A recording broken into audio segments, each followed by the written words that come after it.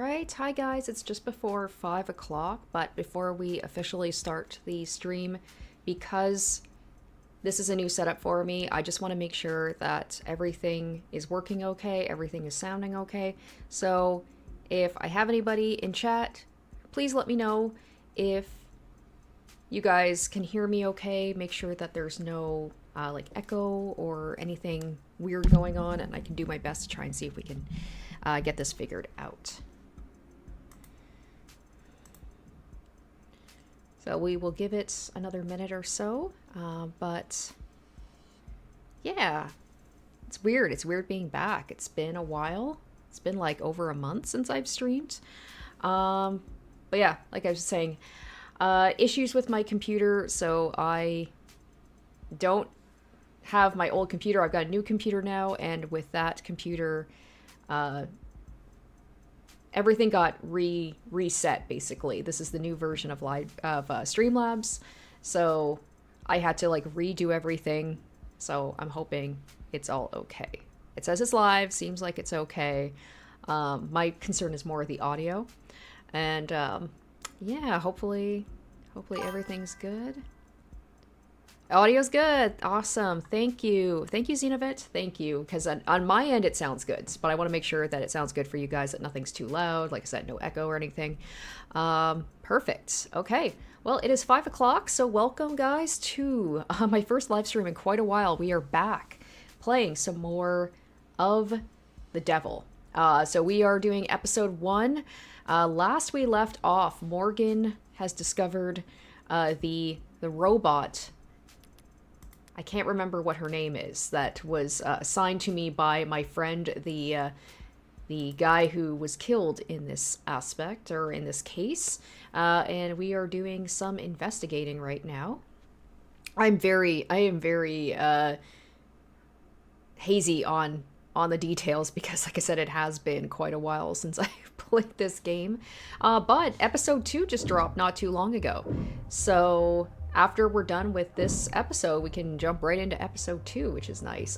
So I apologize. I'm going to be, I said, a little rusty because it's been over a month since I played this. So yeah, we are jumping right into this. So I would recommend, guys, if you have not watched my previous live streams of this, please do, because you will be very confused otherwise. So let's go ahead and check out the crime scene. It says here, when the medics arrived, he was on the floor face up. Sarah, that's right. Sarah is the name of like the synth or the robot that was assigned to us. Does that tell you something? Hey, if you were going to drink a glass of poison, would you be sitting or standing when you did it? I find it very difficult to speculate on that hypothetical scenario. The seat by his body is pulled out. If he was seated when he lost consciousness, I would expect to find him slumped over on the table. But he wasn't found slumped over. No, he wasn't. And if he had been standing when he lost consciousness, I would think he would have fallen forward, or at least collapsed less neatly. So what can you conclude from that? Adonai? Only that I'm missing something. I don't know why she's calling me Adonai. Once again, been a little while. Actually, on that note, maybe we should just really quickly kind of get ourselves reacquainted with David Asher. Okay. So David Asher, he's the guy that was killed. Victoria Masters. Oh, I don't know these people. I'm guessing these are people that we're going to be seeing later on. Oh, you got Emma Rockford. Got Starling, that's right, that is the assistant with Nobles. Or David, is David Asher? Who are you? I don't know if I've met David yet. Fran.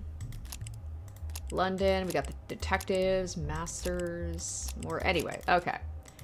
Let's check this out. A chessboard and a data pad with a series of characters on it. E4, C5, NF3, E6, D4, CX, D4, and XD4. Please don't tell me we're gonna have to remember these. This is... I'm guessing it's a game of chess, right? Algebraic notation. Was he studying an old game or playing against himself? Black is checkmate in 40 moves. Wow, a robot that's good at chess. We ought to put you in a museum. But I'll take your word for it. What do you mean? Do you not play, Adonai? No, especially not against David. Well, that's to be expected. Anyone who challenged Father... Okay, so yeah, David is the guy who died. Anyone who challenged Father to a battle of wits would naturally grow tired of losing. Every game starts the same. Each player has the same pieces, same moves, the same options. It's a true test of wit, strategy, and forethought. To me, it always seemed too boring, too fair. The smarter player wins every time. And that's something you take fault with? Of course, how's a gal like me supposed to win a game like that? Police androids monitoring the scene could almost mistake them for the real thing, the way they stand there trying to look important. Like an indoor dog taking its first trip to the park. Pardon? Why are you looking at it like you've never seen an android before? Because I haven't, in person. David didn't even let you have a mirror? Brutal. Just scan its gin if you're that curious. Unless that's considered too forward or whatever. Alright, what else? Can we... The table? Better take a closer look. Okay, so we got... Rose Ripper Whiskey, 12 years old. You recognize it? Sure, he's more than partial to the brand. It's a good brand, only a bit overpriced, which is the bargain of a lifetime in David's world.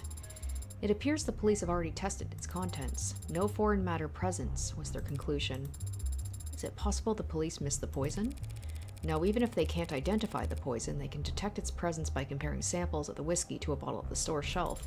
So we can eliminate the possibility the bottle of whiskey was poisoned. We'll have to find our smoking gun elsewhere. I feel like when I'm going to be interrogating people, or I'm going to have to, you know, like, go into that thing where I have to pull out the clues and stuff, I'm going to be a little rusty, because I don't quite remember what happened last time. I probably should have watched my previous live stream to see where I was at, but, I didn't have time.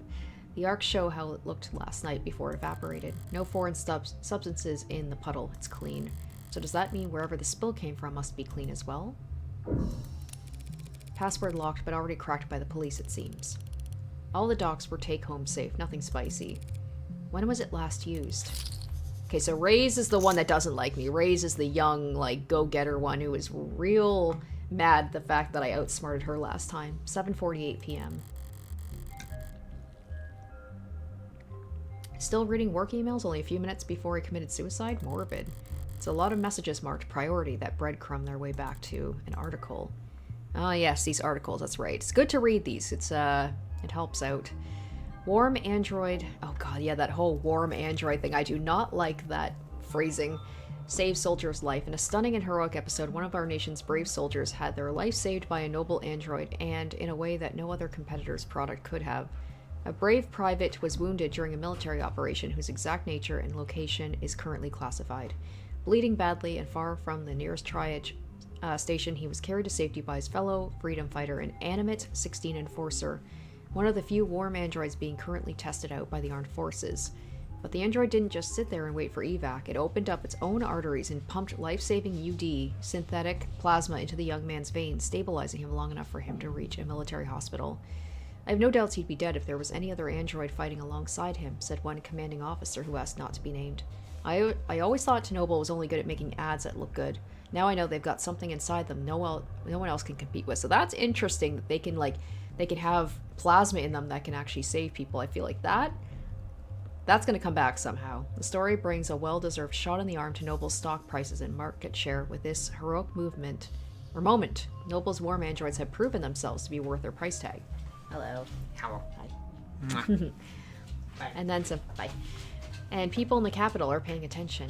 It's certainly an interesting idea, Senator Mathing said when asked about committing to a military contract for Noble to provide the armed forces with more models. Okay, so I feel like the yellow parts, that's the part that's important. Damn, you're not logged into this device. Why don't you pop the user details down below and enable Crumb so you can get the user experience you deserve? Alright, this is the article I've seen going around, but why would Noble have it marked as priority? Starling said they weren't in any rush to pat each other on the back over it, even though they'd won themselves a real prize. It's gotta be the military contract, right? They now have the excuse they need to pressure the military into a contract for warm androids. Can't dismiss the expensive upgrade as unnecessary now that it saved a soldier's life. This time next year there'll be pink oxidizing fluid being spilt... spilt all over the globe. It's funny, it's a weird thing in the world where it's like, it's always pink blood, right? It's like Danganronpa, other games, it's like the pink blood. It's a weird thing. It's like it can get past the censoring a little bit. 2 cups, 1 empty, knocked over, and 1 mostly empty. These look cheap. Did his guest bring them? I've seen them before in the basement liquor cabinet. He kept these lying around? I knew he re-gifted those crystal glasses I got him. Ark says there's nothing forward in the upright one, so it can't have been poisoned. Results are inconclusive on the other cup. Looks bone dry. Must have been nothing but fumes left by the time this was considered a crime scene. Just not enough there for them to test. Inconclusive could mean... Inconclusive means inconclusive. That's all. Cheer up and read me the results of the fingerprinting. Father's prints are on both cups, as expected. But there is someone else's on the upright cup, so someone else must have been with him last night. What if it was... What's her name? Jessica? Julia? The assistant. That'd be wild if she was the one who killed him. All that proves is someone else touched the cup. It doesn't tell us when they did. And since we don't know who the prints belong to... Adonai, why don't we know who the prints belong to? Are the prints flagged as unidentified, or... No, there's a space for a name, but the field is black. Shit, am I already that late to the action? Detective Reyes. Yeah? There's a second set of prints on the cup. Is there a form you'd like me to sign?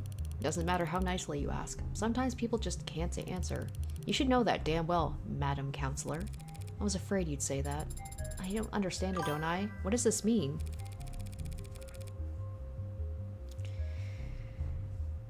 It means that whomever these prints belong to is very proactive representation. Those prints belong to a witness, as you have guessed. You're more than welcome to their testimony, but their identity is. The department is being very considerate of the witness's privacy out of respect for their time and appreciation for their cooperation. Fine, forget the name. That easily? Subpoenas are always an option, but I'm short on time. What did the witness have to say for themselves, Detective? To paraphrase, they came to see Dr. Asher last night. The 2 of them talked and they had a drink together.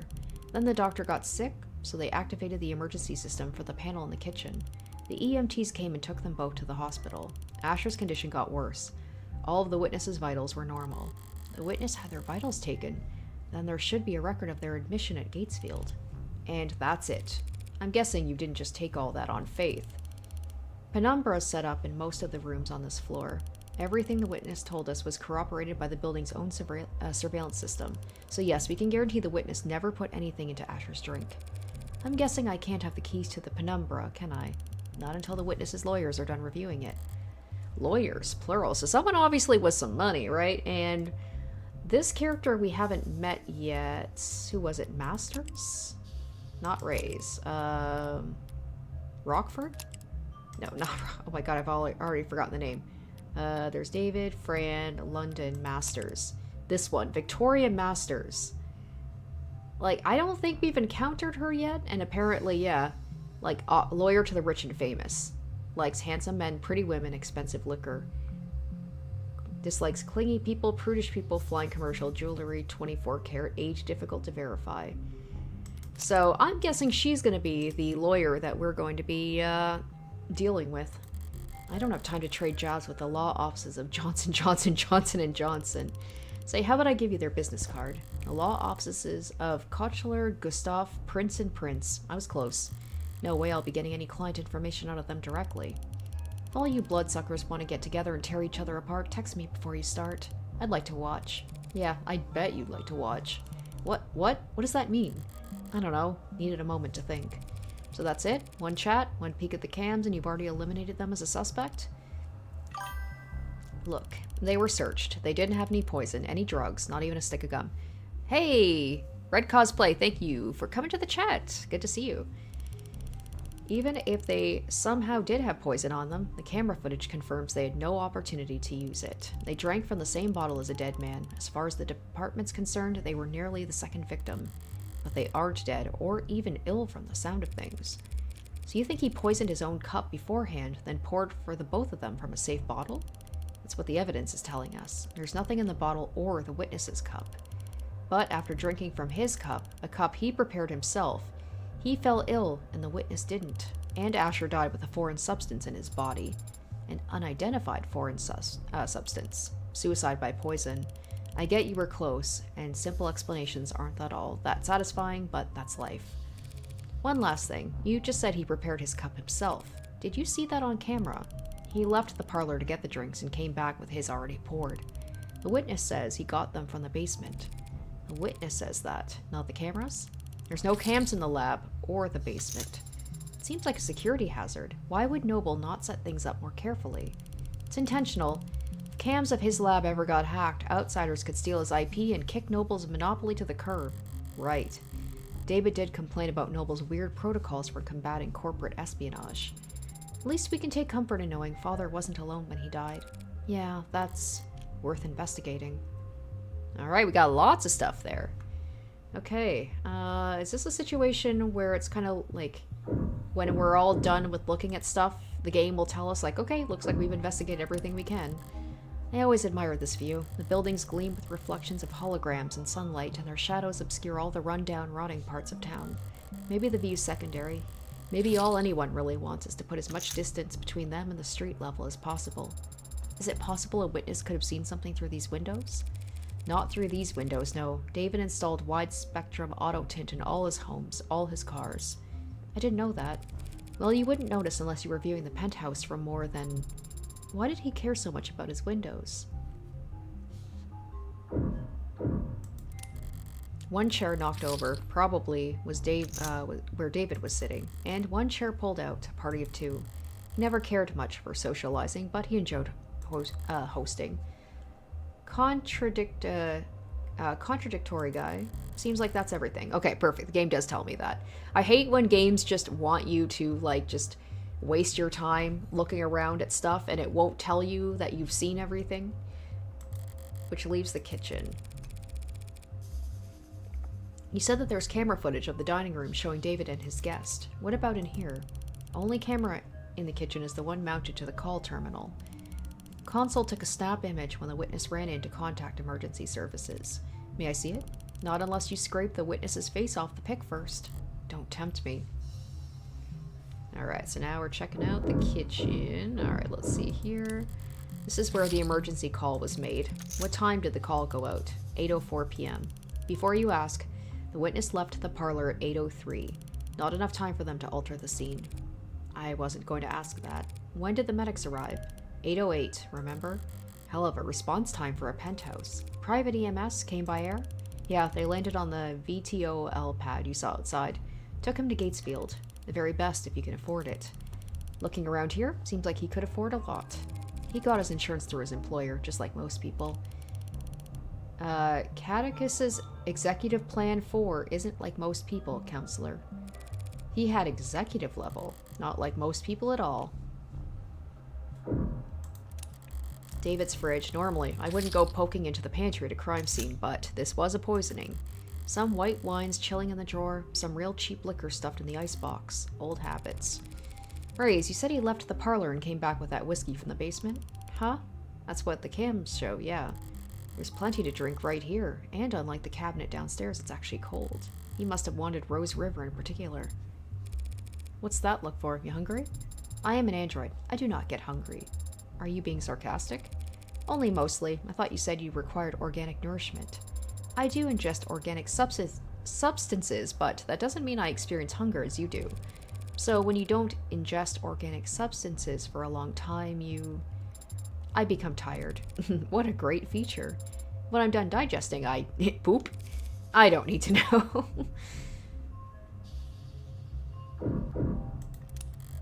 Three unwashed dishes and a single glass. Rays, these dishes haven't been scanned for prints yet. And I just assumed you'd want to do your job. Oh. Yeah, there are prints. Most match the victim. But there's also... Huh. Hey, don't sneak up on me like that. All I did was walk over to you. You knocked over the salt. Adonai. I was focused on the task at hand. Didn't realize tunnel vision was a selling point on your mod. Adonai, the salt. As I was saying, the witness's prints are on that glass. That glass in the sink? They were drinking from cups in the parlor. Did you see a glass on camera? No. So when did they touch the glass? You need to toss it over your shoulder. I love how she's so insistent, like, hey, the salt, this is very important. So apparently, androids can be superstitious. Witness must have thought about giving the guy some water, but he would have just choked on it if they had tried. What, you think this glass was the murder weapon? It's bad luck, Adonai. Whacked him on the back of the head so fast it went between video frames. That's genius. You should go through the footage frame by frame to prove your theory. Mature. It's bad luck. What have you been going on about? The salt? Shouldn't a machine be above petty superstition? It's not a superstition. It's an ancient wisdom. Give you one logical reason to care then. If too much salt spills on your food, it'll make you gag. Maybe it's on me for setting the bar too low there. They put a lot of... I don't know if it was just to show something about the fact that despite the fact she's an android, she can still be superstitious, so it's like a little quirk. Or maybe the salt is going to be real important in some way. I don't know. Maybe the salt is the secret behind this whole case. Oh, over here. Messy workspaces, but a pristine kitchen. David was a good cook, but only for others. Unless he had a guest. He'd happily eat instant ramen and protein bars for all 3 meals, or 2, or 1.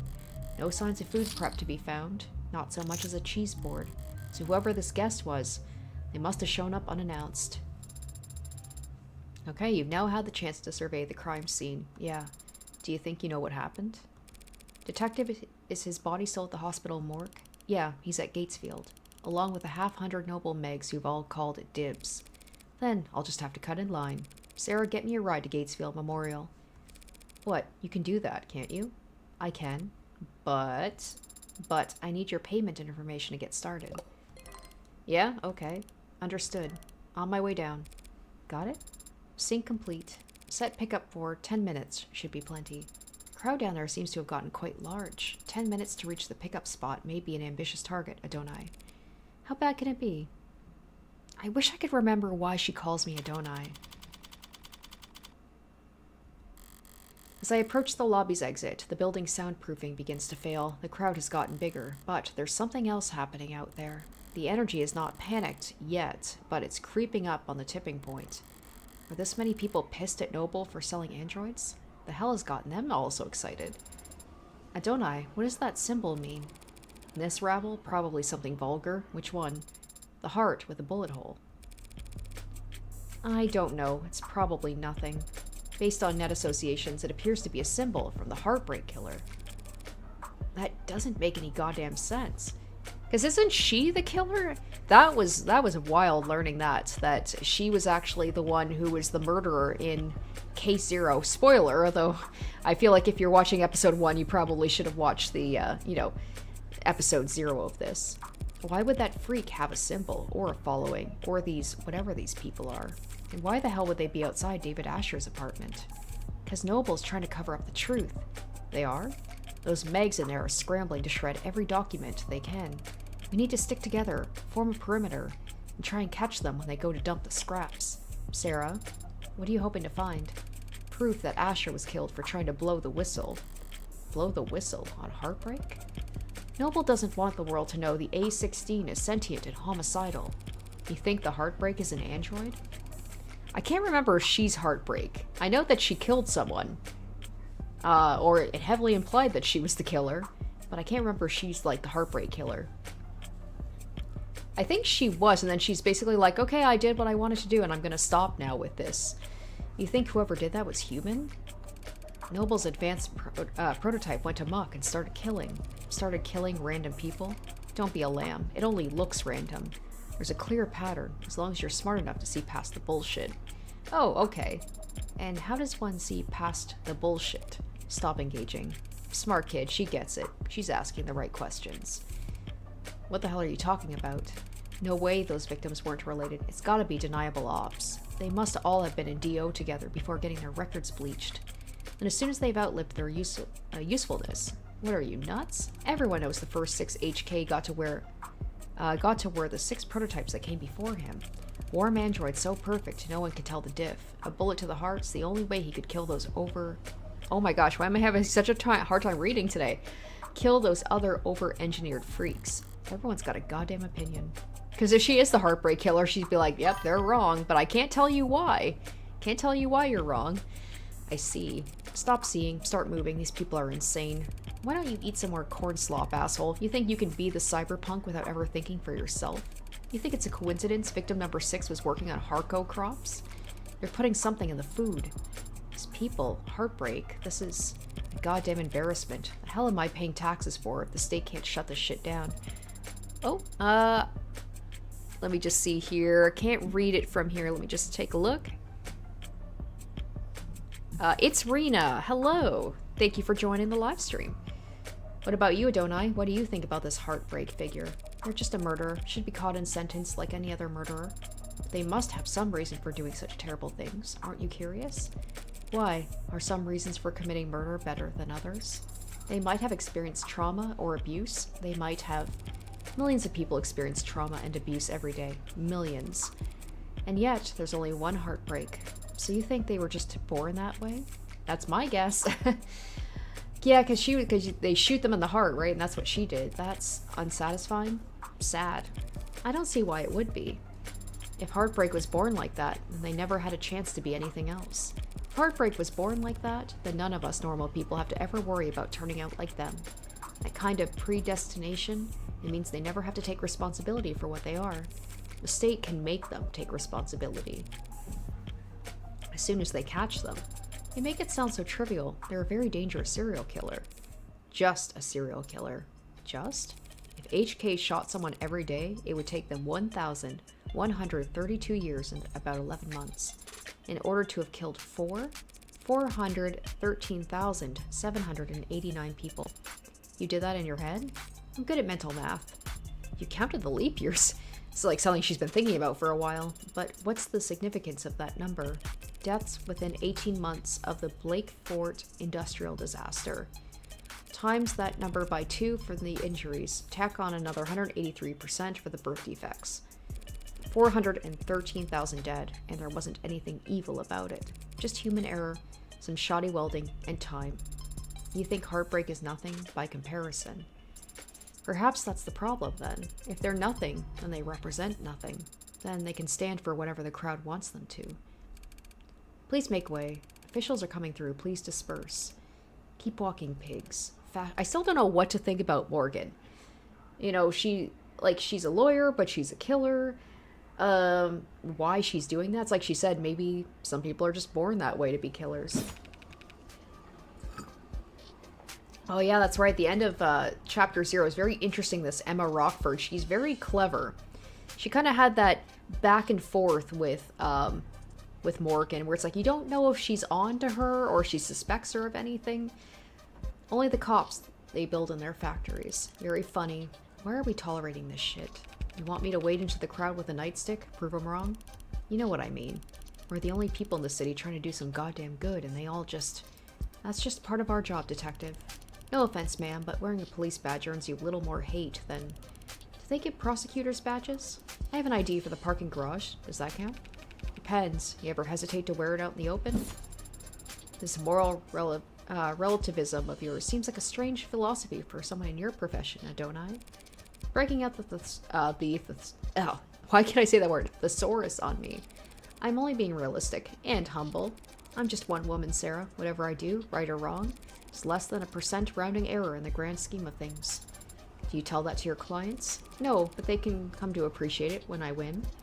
I don't mean cops in particular. The same deal applies to anyone who works for the state. Terms are stark, but the ink dried a long time ago, and we all agreed to them.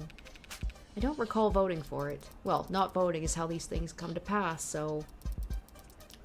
We traded freedom for safety, individual rights for collective power. The state won, the citizens lost. Very least we can do is take their criticisms head on.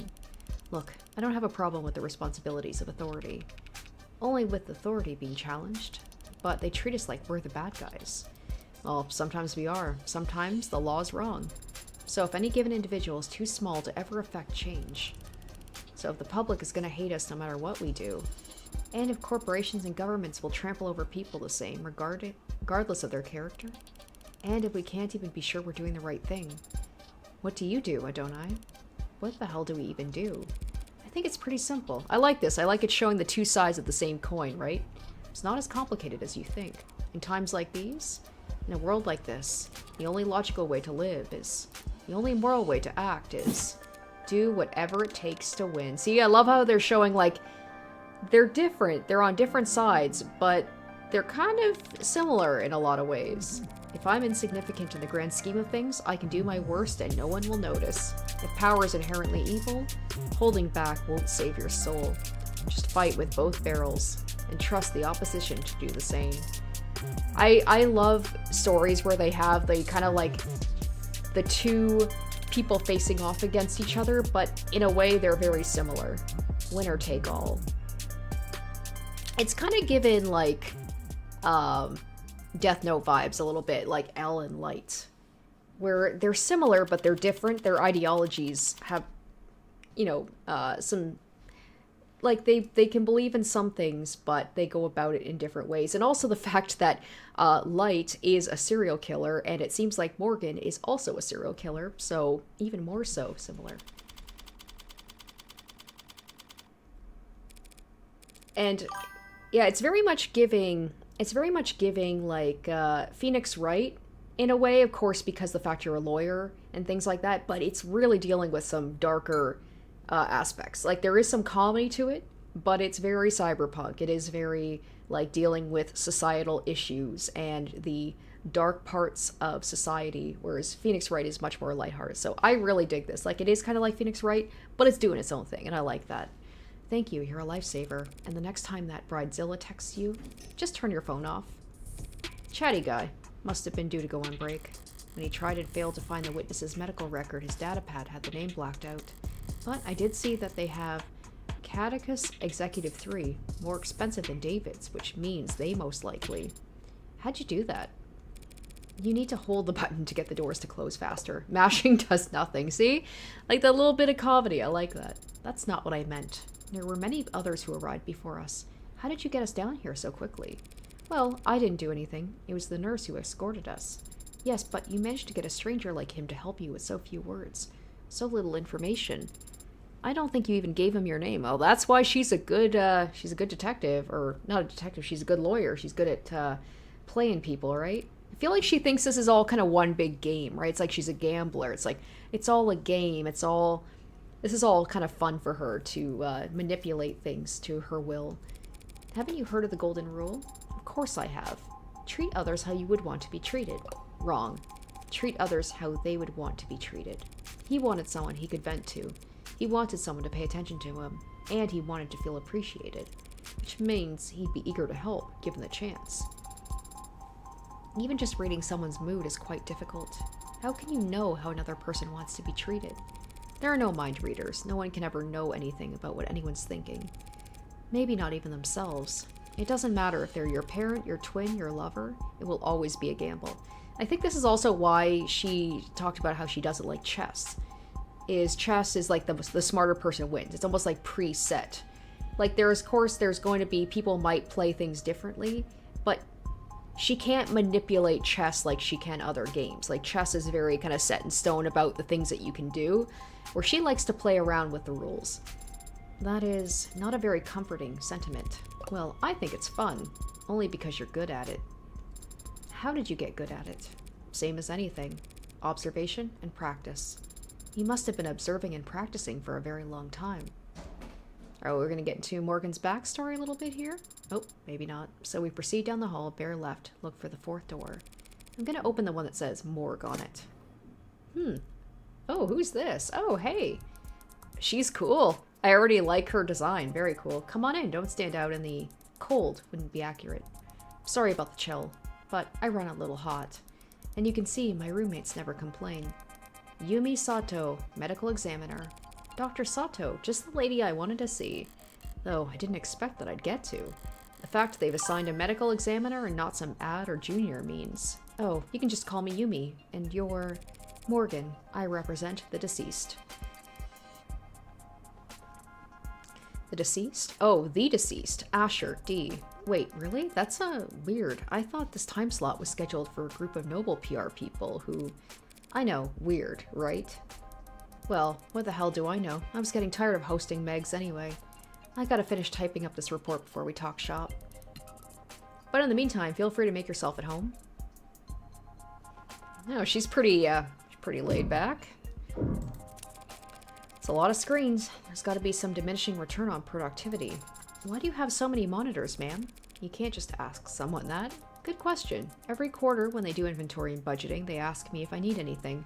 And I never do, so I submit a blank form. But I guess a while back there was a +1 in a spreadsheet somewhere, and No one's ever corrected it, and so, boom, I got 4 new monitors every year.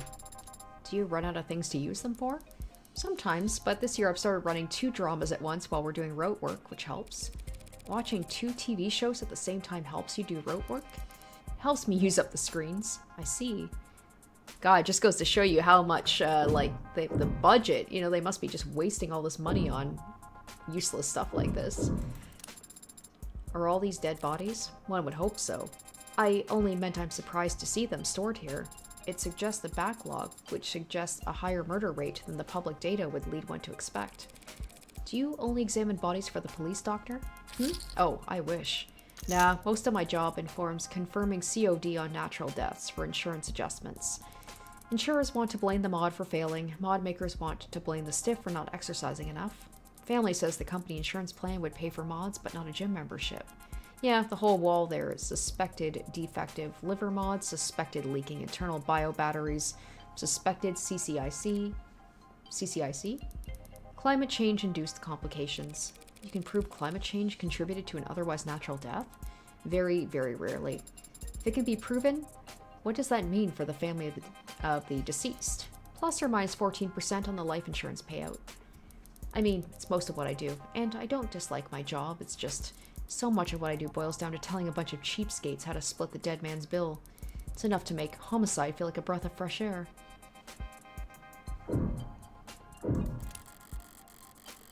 Alright, Sato can't have that much left to type. I could just wait patiently like a good girl. Ooh. Oh, okay, so we've got... Alright, we'll look around a little bit more. Just in case we missed anything. Oh, I did miss this. What is this? The hospital is getting renamed? I guess it's another hospital that got snapped up. Alright, hospital renamed to thank Ikaria family in a ribbon-cutting ceremony held uptown today. Plotter Memorial Hospital was formally renamed the Northeastern Ikaria Medical Complex in recognition of the family's incredibly generous donations over the last several years. Latest in a string of philanthropic efforts by the family to result in a name change after they paid for the renovations to the orchestra hall and the retrofitting of what used to be known as the Scout Arena. Wasn't so long that the Ikaria were better known for drawing blood than donating it. Back before the 50s, they had a fearsome reputation for cutthroat business practices and had their business rivals going so far as to accuse them of involvement with organized crime.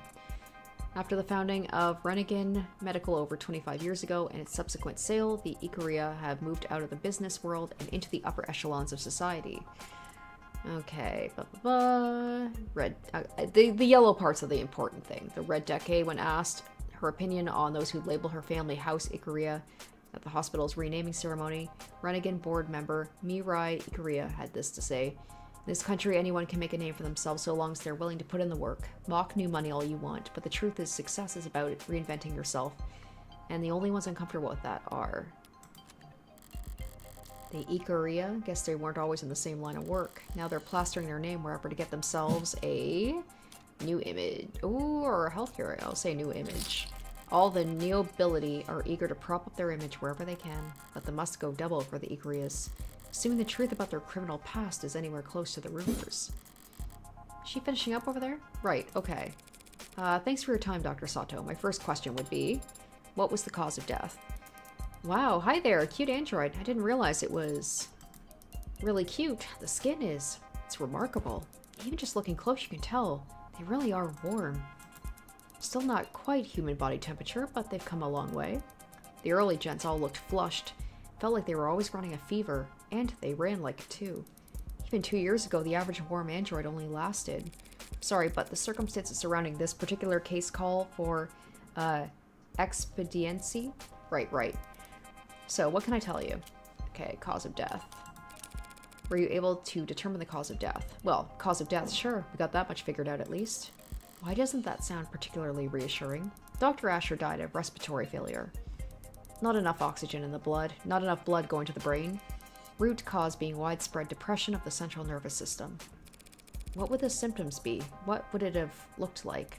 Lightheadedness followed by dizziness, then headaches, slurred speech, exhaustion, loss of consciousness, and finally, respiratory arrest.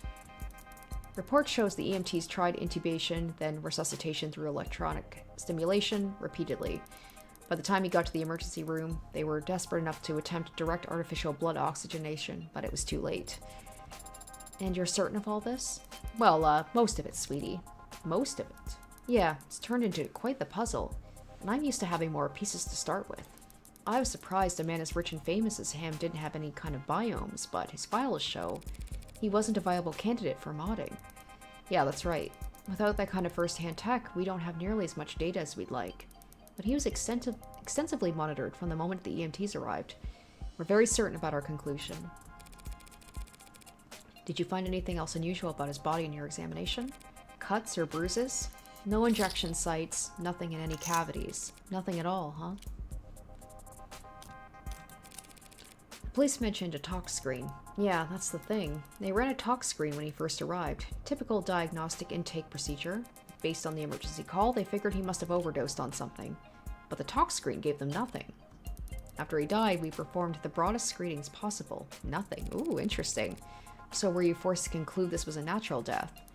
I didn't give up that easily. I took blood samples and compared their makeup with what was on record in his previous medical history, and I managed to isolate a single, non-naturally occurring chemical compound that wasn't there before. What was it? Some exotic toxin from a different hemisphere? I wish. I ran it through every available database we have access to. Even then, I only sort of have access through some friends. Not only did it not match any known poison, it doesn't match the chemical makeup of any registered compound. So a designer drug, huh? Yeah, I think they talked about designer drugs before. Seems to be the best explanation. What the hell did you do, David? You said it didn't match any registered compound. What about compounds that aren't registered? Those friends of yours, private sector folks? Yeah, in pharmaceuticals. One of them patented a new compound, a new drug. What would keep its formula from going on record? In the private sector, intellectual piracy is the norm, so you're expected to protect your research aggressively. Patent first, find a use later? Yeah, a patent would have to at least describe your compound in brief. But depending on what country you file in, I've heard it may be considered prudent to keep the actual chemical makeup off the record. Smart, using international IP law as your own personal minefield. How so? Whenever you're ahead, patent as much as you can, as fast as you can, but bury the formulae so no one knows where it's safe to walk. Anybody small and ambitious comes along, finds a new drug they're excited about. You flip up your card, let them know you came up with the idea years ago. And you'll give them death by 1,000 court dates if they so much as blink. Wouldn't work on anyone your size or bigger. They could punch back, but for the rest of the field? Wow, you corporate lawyers are scary. I'm not a corporate lawyer, so you came up with that strategy just now? It's possible that this poison is actually a known substance, something the hospital could have easily identified? If it wasn't considered a trade secret. Unfortunately, that is a possibility. Still, just because a drug's new, it doesn't mean it's original. Does the effect that this compound have remind you of any other drug? Maybe one that's prescription only? Or a controlled substance? One you might know by another name, but with a patent structure? I'm sorry, sweetheart. It's a general depressant. There are a lot of drugs that have that effect on the body, and they come in all shapes and sizes, from all kinds of places. The effect were unremarkable. What about the strength? Could you estimate how much of the stuff he had in his body all told? Not precisely, no, not without detailed knowledge on its half-life, but I'd guess it must have been about 20 milligrams. Is 20 milligrams a lot? Not for a medicine. So it wasn't just an overdose of something relatively harmless then. No, not if 20 mil was enough to crash his entire nervous system. Thank you, Yumi. Of course. So, you ready to view the body? We could skip it if you want. I know most people get squeamish around corpses. Yeah, that shouldn't be a problem. Yeah, she's familiar with bodies. She's fine. Okay, let's get started. Alright, I'll just step out for a moment to give you some privacy. Yes, please, thank you. The last time we talked was on a Sunday. You were complaining, I remember that. It's the principle of the matter. Right. He'd ordered this cheap piece of shit sculpture or something by mistake, and it came damaged, and he wanted to send it back for a refund. I gently reminded you how, with your salary, it was literally not worth your time, and I kindly offered to throw it out for you, since you're having so much trouble letting go. You're only offering because you want to see how loud it sounds shattering at the bottom of my trash can. I denied it, even though you were right, and it was obvious. I should have let you have that one. I thought he'd look different. But he looks exactly the same as I remember. His skin is pale, and he's very still. But his face is the same. His hair, his hands. You were expecting something more drastic? The last time I saw him, he was alive. He smiled and he told me he'd see me soon. Now he's dead. Something is gone. And I can't find the difference. I'm trying to look harder, but I think I might just not be capable of it. And I wonder why. Why I was created not to be capable.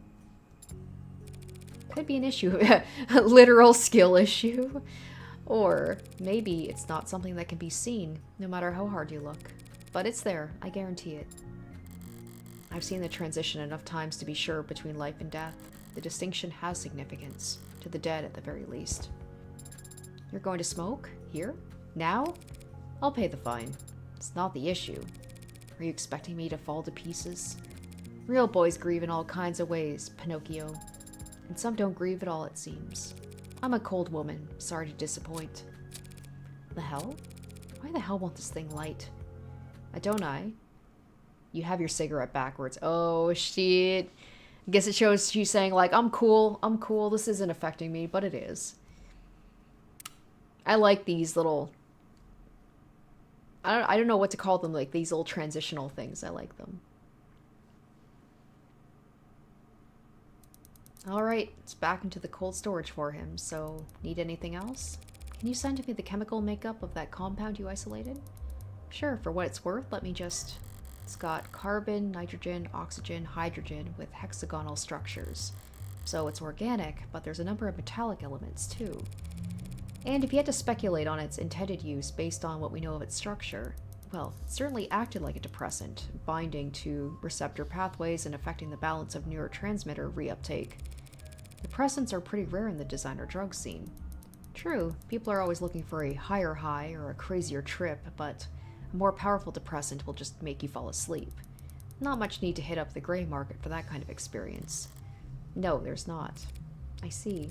Thanks again. You've been extremely helpful during a very difficult time. Hey, anything you need, give me a ring. She's cool. I like her. It's very generous. Rockford's orders have got me on call, so I'm already getting overtime for the whole weekend. Glad to hear it. Goodbye, Yumi. And goodbye to you, Greenie. My name is Sarah. Nice to meet you, Sarah.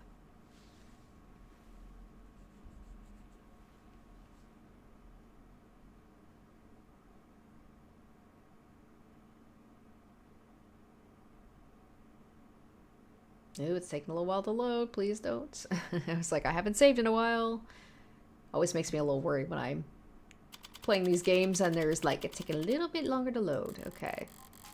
Up on ramps and down off ramps, above skywalks and under tram lines, the buildings get progressively more polished as we head into the most economically developed part of the city.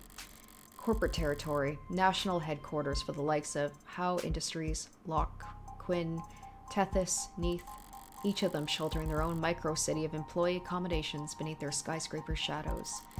Whalefall, the entirety of the ocean floor coming together to feast and grow and live. Live off the fetid, rotting fat of the leviathans that swallow generations of people by the mouthful. Weight's commonly listed, and my weight is... Do I really have to disclose that? Noble lays claims to one of the largest shadows in the city, towering nerve center for the whole nation's android industry. It's meant to be intimidating, I'm sure. But today I'm glad that Noble keeps such a sizable physical presence here. I need answers about David and his work on Sarah. Answers I'd never get browsing the company website or speaking to a representative. Synopsis, relationships. There are typically trivia sections as well. Should I start there? Noble will have their guard up, of course, but even that will tell me something. Where they let me walk, who they let me talk to. History. Their efforts at performative transparency and clumsy obfuscation will... How'd you know my father? What? I'm sorry, did I interrupt your brooding? No. Why do you ask? My father. I know you were his friend, but what was your relationship like? Yeah, I'm curious about this. I was like, what? You know, a random lawyer and like this really high up guy in this huge, like, corporation. Can't you just scroll through our socials? Father avoided social media, and your online presence is not significant. You saying I don't have enough followers? Essentially. We went to the same college. You studied programming? No, I studied all kinds of different things as an undergrad, but not technology. Was that a good way to prepare for law school? I wasn't preparing for law school, or anything, really. David, though, he had talent, and he knew he wanted to do something with it. He studied programming, robotics, discrete math, cybernetics. What classes did you share? Business ethics. I was the second best student in the class, and he was the first. He was the only one who asked, he was the one who asked the most questions, not sure about his actual ranking. He founded the course, oh my gosh, let's try this again. He found the course challenging, and I clearly didn't despite being younger. I guess he felt burned. He'd come up to me after class to argue, and sometimes to ask for help. Father always talked about socializing like it was a chore. It was kind of you to give him a chance. What, like I was some kind of social butterfly? The belle of the ball? You weren't? One Sunday night he knocked on my door all panicked, saying he was in bad shape for this tech course. There was a midterm or something the next day. I couldn't make heads or tails of the material, but I did my best to at least quiz him. He wasn't satisfied, though. He wanted to cram the rest of the night. Father had to cram for an undergraduate midterm? Did I say something scandalous? He's been called the founder of modern programming. It's interesting that of all the courses he was having trouble with, it seems like it was the business ethics. Yeah, well, but maybe he was like that with all his classes. Maybe he was like, you know, there are those students who they're smart, but they just don't do well in structured class settings, you know? Even founder types can have poor time management when they're 21. He was already fried by that point. It wasn't hard to tell what he was really asking for. So I went and stole a study aid for him. You stole a controlled substance to help him with studying? The irony that she's taking an ethics class and she was stealing answers. A controlled substance, sorry. I thought that she was saying like a study aid was like the actual answers, but I see what she's getting at now. No, that'd be insane. I just pocketed some breath mints from the common room. Told him to pinch his nose and swallow fast, because the taste is strong. You gave him a placebo. He already knew the content as good as he ever would. What he needed was to sleep. He could barely keep his eyes open by the time I got back from my daring heist. Didn't take much convincing for him to rest his eyes until it kicked in. And the test? B+, I think. I'm surprised Father stayed close with you after that. You stole and lied to him. I stole and lied for him. And David understood that. He was good at understanding things without me having to spell them out. But I guess that's not the kind of thing that gets passed down through programming. Anyway, we kept in touch after that. First year at grad school, he published this paper, The Turing Solution, a framework for programming adaptive linguistic heuristics. One of his advisors came up with the title. David thought it was too cocky, but it still hasn't failed any known Turing test in the years since. Don't act like you're the one who deserves credit for it. He called me one weekend asking for advice on how to handle the attention. Job offers, interviews, apprenticeships, invitations to immigrate. What'd you tell him? I don't remember telling him anything, actually. A lot of our conversations went like that. He talked to me about whatever personal or professional problem was stuck in his head that day, and I'd nod while he wore himself out. Well, didn't she say, like, she knows what people need? Sometimes you just need someone to talk at, and while you're talking at them with your problem, it's like you can figure it out on your own. You just needed someone to bounce off of. And at the end of the conversation, he thanked me, even though I hadn't offered a single word of advice. He took Noble's offer and they took over his education, paid him to work on his master's during the day and attend corporate training at night. Whatever else Noble may be, they were smart enough to start listening to him early. You were referring to his one-point doctrine. Quality over quantity. Simple and elegant, just like his code. Simple and elegant, but anathema to a global corporation with supply chains designed for maximum capacity and just-in-time manufacturing. But obviously they got over their distaste fast enough. In the span of a few years, Noble's gone from making manual labor ads for meager profit to being the world leader in intelligence as a service. Even as he was making money hand over fist, he still kept in contact with a nobody like me. I moved to the city for my apprenticeship. He helped me put a down payment on my apartment, then made up excuses as to why he couldn't help me move boxes. So, is that enough detail for you? Thoroughly convinced he and I were, in fact, friends? I am. But, Adonai, the favor you owe him, what was it for? That's private, understand? I have zero interest in talking about that with you. Say you understand. I understand, Adonai. We'll be arriving shortly, so shall I send word ahead? Just tell them David's lawyer's here.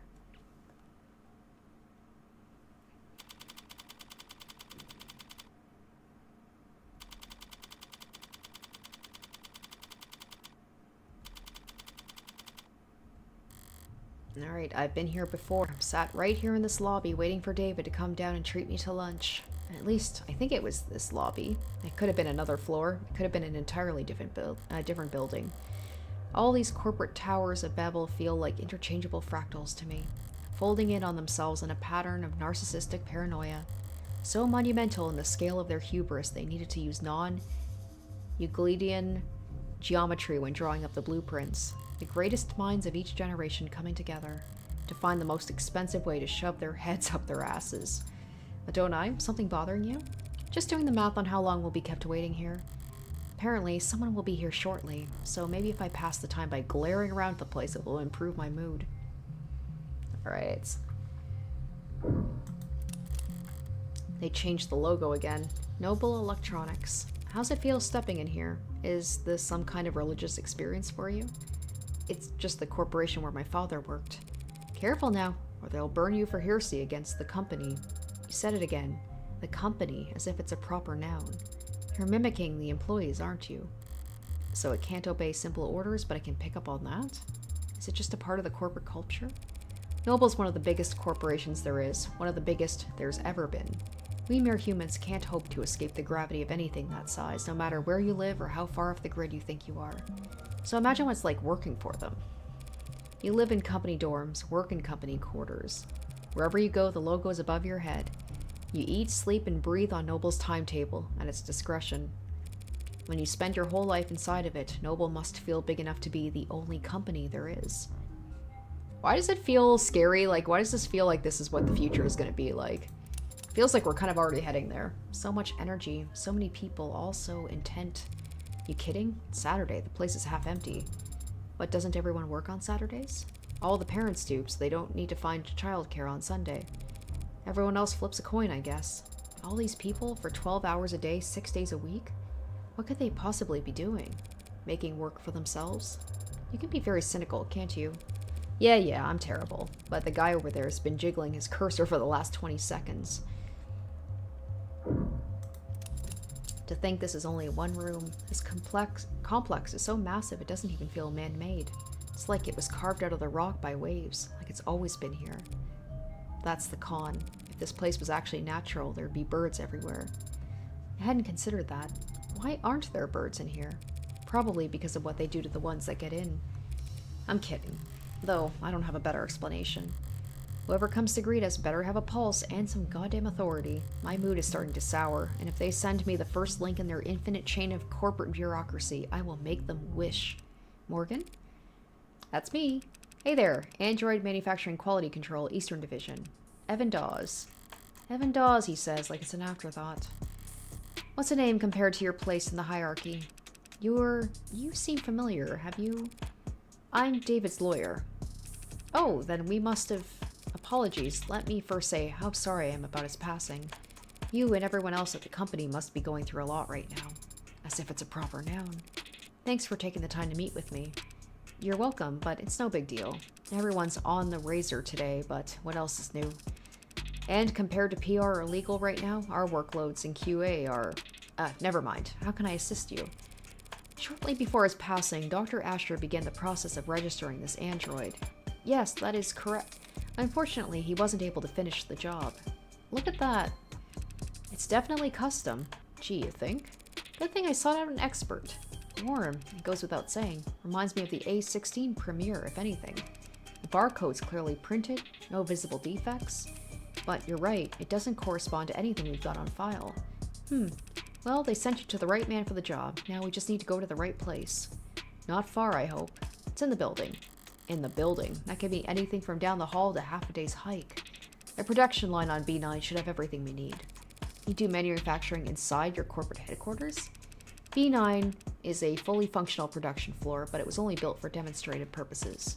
New clients make deals upstairs about how many and in what shape or size. Then they come down to the basement to see how the sausage is made. They have enough money to build a fake factory just for guests? Smart. So long as you're only giving tours and not giving away company secrets. No need to worry about that. We take intellectual security very seriously around here. No kidding. There are 11 cameras on us at the moment that I can see. And who knows how many pairs of modded eyes are aimed our way. Clearly, nothing happens here without the almighty company knowing about it. So if they try to claim ignorance about anything, it's gonna piss me off. Lead the way.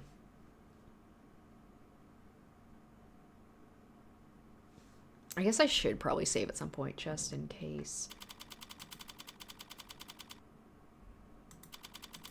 Alright, Noble Electronics, Northeastern HQ. Basement floor 9. Oh, Baby Lamok says, I remember watching your Higurashi Let's Plays years ago. First time I've caught a stream. Well, welcome. I hope you're enjoying it. I am going to be trying to stream more. I did take a break with the holidays, but I'm going to try and make it a more regular thing. It really is fully furnished down here. I don't want to take up too much of your time, but it's pretty rare to get to see all this in person, you know? Would you mind terribly if I looked around for a moment? No problem. I've got some prelim paperwork I need to handle, so have at it. I'd better take full advantage. I'll need more than cursory knowledge if I want to figure out where Sarah came from and why David wanted me to take custody. I'm gonna look around. You stay put in the meantime. Adonai? Wouldn't want to lose you among the rest of the merchandise. Alright, first things first. Well, also we got a lot of new files as well. Profiles. Evan Dawes, Chief Supervisor, Android Manufacturing Quality Control, likes hammocks, calligraphy, pale ale, dislikes first dates, conference calls, 5 o'clock shadow. I'm proud of his practice handshake, struggles with solving CAPTCHAs, hair starting to gray. Sato, Medical Examiner, likes accessories, reality TV, and palm reading, dislikes social media, dress codes, and ebooks, loves to make new playlists, hates to throw out old clothes. We want to see, there we go. Oh my gosh, yeah, it's been a long time since I played last. Wow. Okay. What's being built out there? Our top of the line brand new bestsellers, the Animate 16, Warm. Looks kind of cold out there. We keep the factory floor refrigerated. Slows the organics already tuned metabolic activity to a minimum. That explains why the room doesn't smell like rotting flesh. The flesh out there is only somewhat rotting. Slowly. Ugh, it's creepy. I just meant I'm surprised to see metal. Well, all the A16s have alloy endoskeletons. The organics are layered on later in the process. Sounds like what Sarah told me about herself. Maybe she really was the A16's prototype. But it's hard to imagine bridging the gap between her and these scattered doll parts. I get you can grow just about anything from lax Gemini, but how do you get the synthetic and the organic to work together?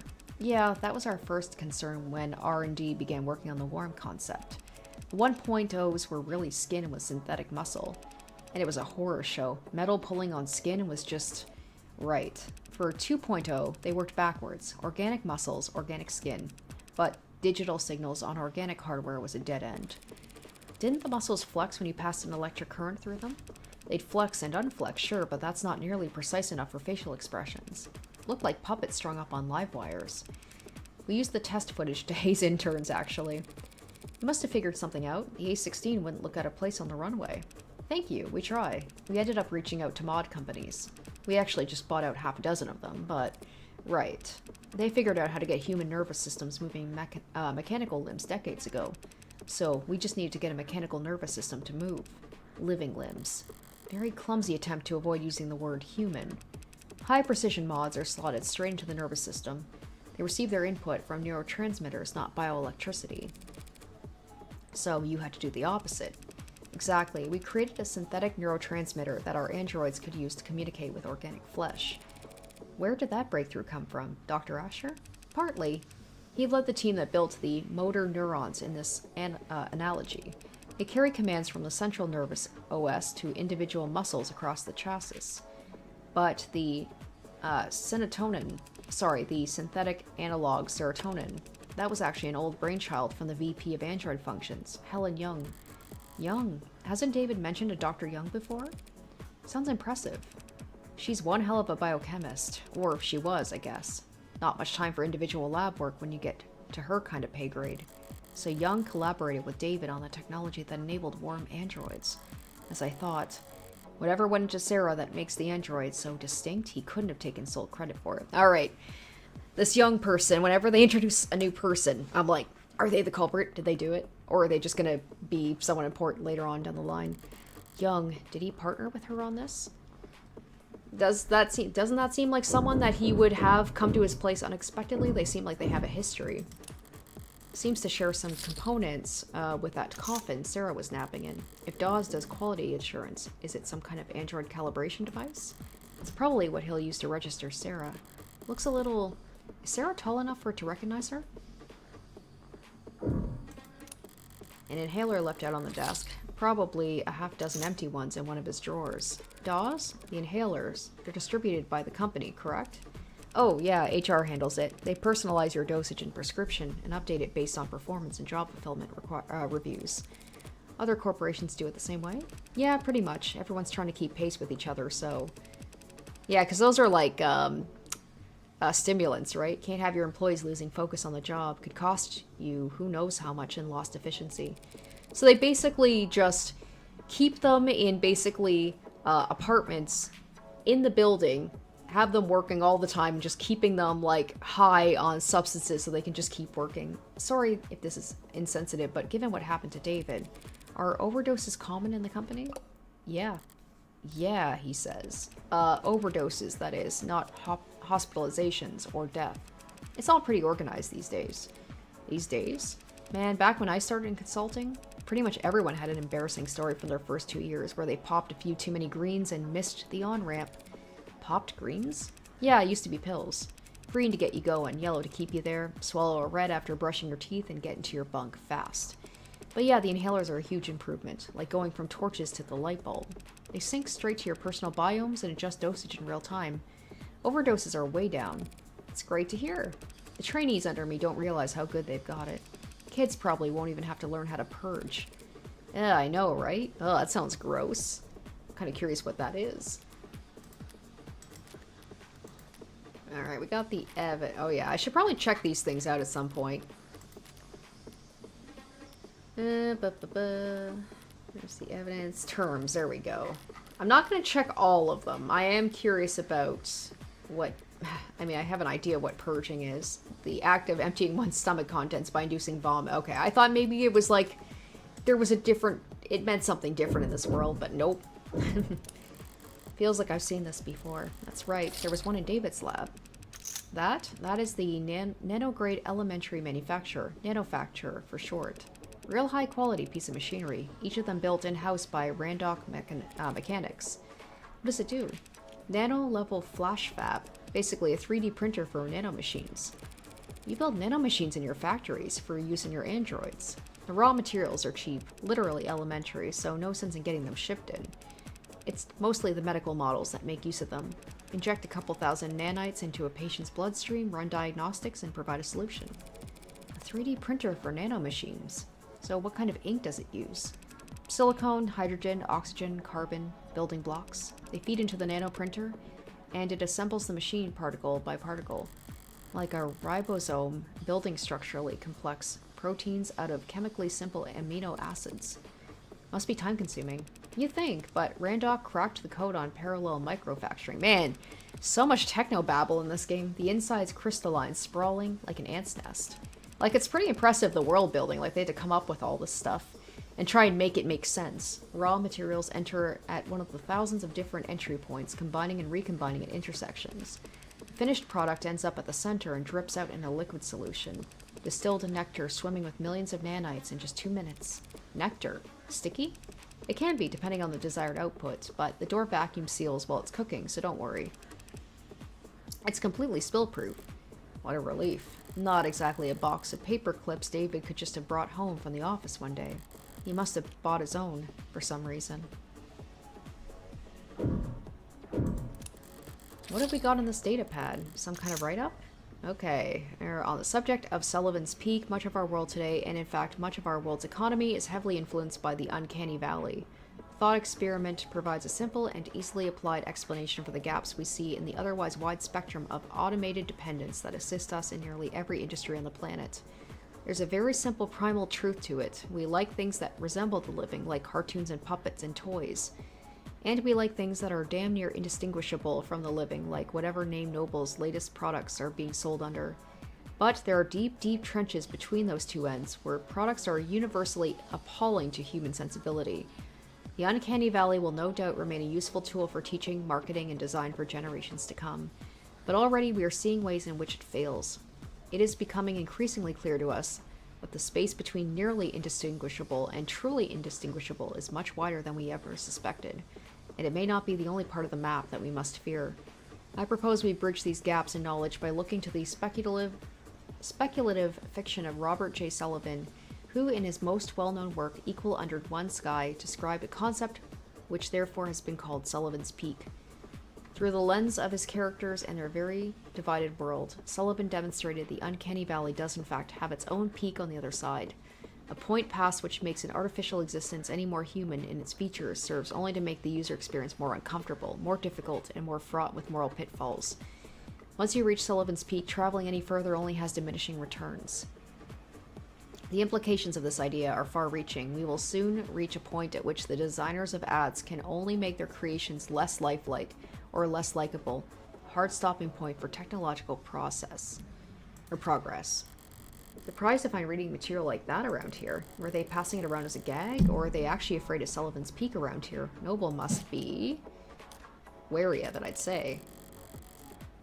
It doesn't seem like that was right. If the peak does exist, they'll be coming up on it fast, now that androids are warm. Noble's entire product line, maybe their entire industry, could go bottoms up if people start to think it's cruel. Oh, no, I got it right. If Sarah's any indication of where their androids are headed, I could see some people getting uncomfortable. So you have to, like, I guess, draw that line between you don't want it to be too uncanny, but you also don't want it to be too unrealistic, or too realistic either. Did I do this already?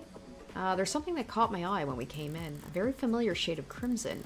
If I squint through the glass out on the floor, there are temperature-controlled fluid tanks.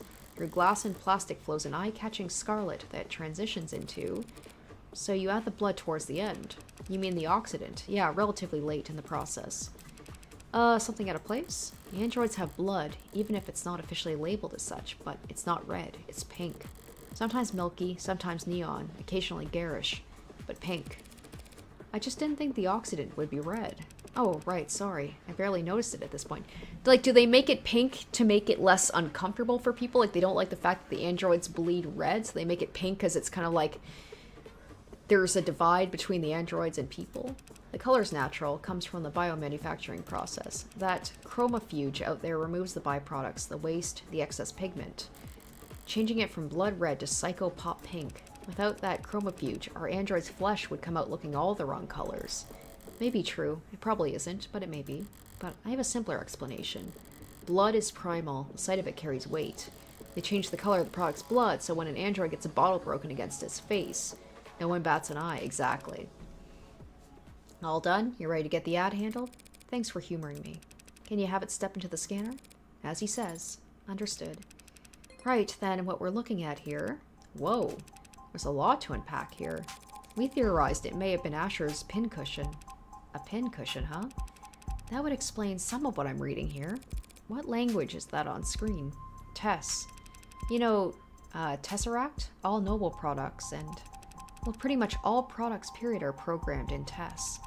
Easy to read and write, stay compliant. Now this model, what's it go by? Sarah. This Sarah model.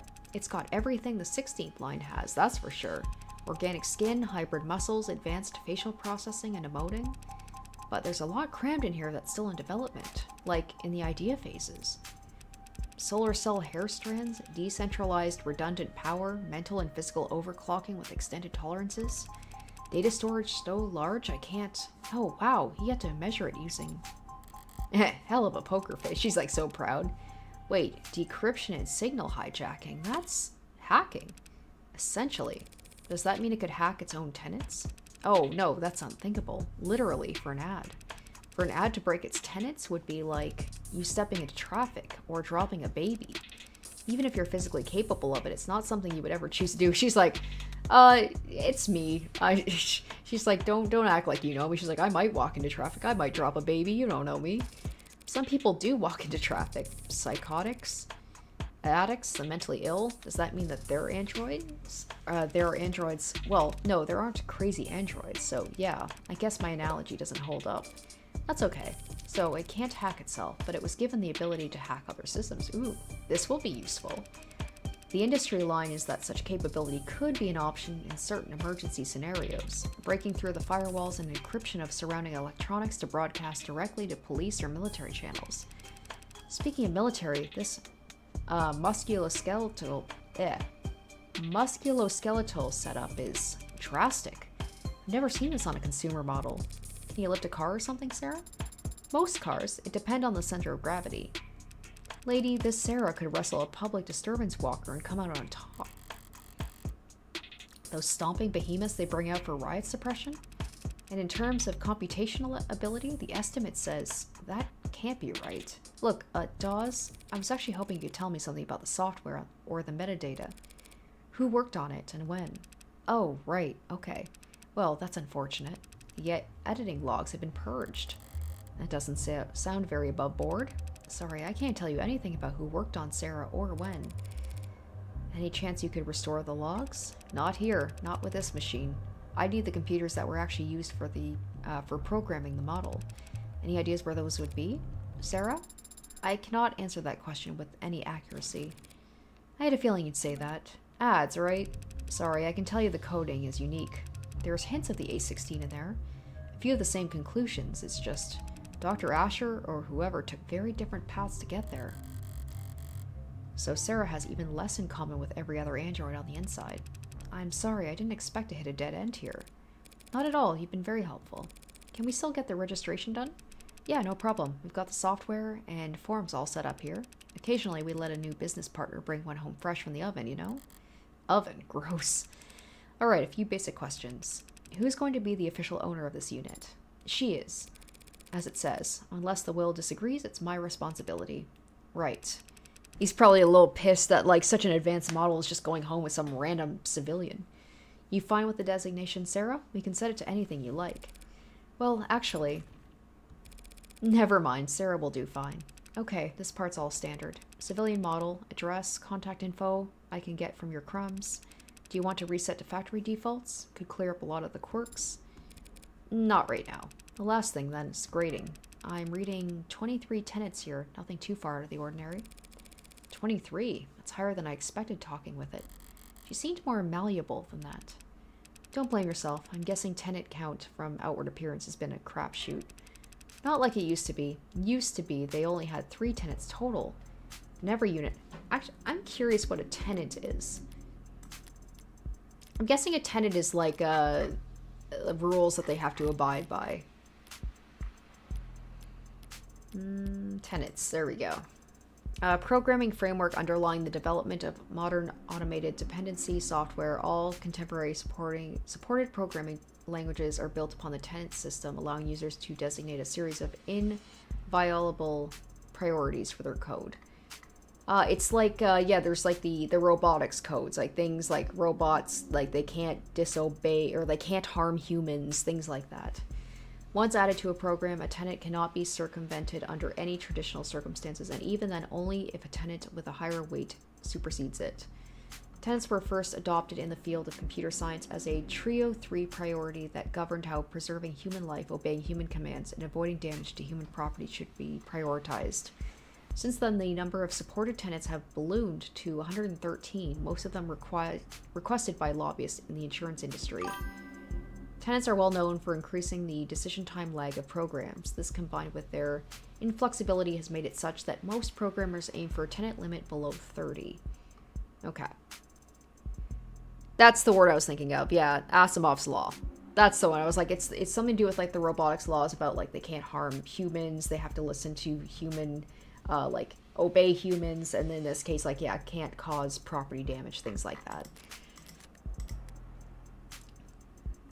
Okay, interesting. So there's 113 total of them. Most will only have up to 30. Then came the first accidents and the first lawsuits, then the hearings and the legislator, and the demand for more tenants. A tenant making sure ads couldn't endanger the state. A tenant stating that ads wouldn't divulge private information without prior consent. There was a campaign calling for a tenant to weigh child and adult lives equally during risk assessment. There was a campaign calling for a tenant to do the opposite. Companies wanted their asses covered, customers wanted guarantees. There was never much incentive to deny requested tenants, so the list just ballooned. Until the military entered the market in full force. You sound like you don't approve. I wouldn't go that far. And there's this whole thing about the military. They got a contract, like this company, the Noble Company, got the military contracts. They needed their ads to be able to pull the trigger when ordered to, without clearing 5,000 lines of bloated, hard-coded decision points to get there. I get it. But since the armies are the only ones using tech with bare minimum tenants, all the best, least cluttered, most elegant code is only used for war games. It's not very romantic. Well, not like I was on the jury. Department of Advanced Defense Projects versus Zenith Dynamics. The Supreme Court sided with the military's request, set a new precedent that every other army around the world would race to meet. Changing tenants from a mandated list at the root of every ad source code to a choose-your-own checklist. It's funny, ads with the most tenants, they're so locked up you can't even have a conversation with them. And outside the armed forces, the only ads with single-digit tenant counts are vacuuming floors. Most impressive ones, like what you've got here, fall somewhere in the middle. I'm sorry, went on a tangent. Only thing left is the evaluation. What gets evaluated? Total financial worth for insurance purposes. Yeah, the insurance companies made sure we had very accurate algorithms for this. No room for human error, they insisted, with no sense of irony. Wow. I mean, I knew it was custom, but what price could they possibly... That's a lot of digits. You should know these formulae are pretty conservative with their estimates. Stingy, even. Sarah's really David's last and greatest work. They say some things are priceless, but when you force an insurance algorithm to pick a number, try not to get any scratches on it, I guess. You spoke differently back there. With Dawes, you spoke like he did, it seemed. Like I copied his accent? You seemed to mirror his effect, his tone. It's called being friendly. What's your point? It's called being manipulative, is what it is. It was just an observation. I mean, mirroring that is a thing where it's like you want to get on someone's good side, you just kind of copy it, you know, not one for one. You don't want to creep them out all of a sudden, like you just completely switch who you are as a person to mirror them. But like you mirror their actions, the way they talk a little bit without being too obvious. It gets people to trust you, it gets people to like you more. You can choose to keep those to yourself, you know, no tenant required. Why were you so concerned about registering me in the first place, Adonai? For the same reason I wouldn't drive around in a car without a license plate? Any cop, or just a well-placed camera, could have spotted your barcode and see it wasn't set up with any actual data. And then they would have arrested me, and then they would have thrown me in the slammer. No, they would have arrested me and put you in an evidence locker. An android can't get arrested? People get arrested. Property gets seized. And then smashed. Great, you put us over the weight limit. I did no such. Morgan, counselor, your presence has been requested on the upper floors. Who's asking? Vice President of Android Futures, Helen Young. I shouldn't have assumed I still had the opening move.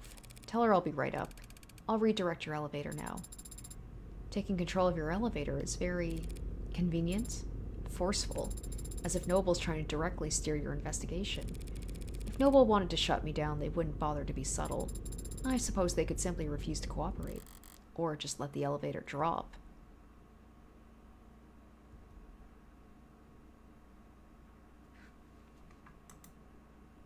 Uh-oh.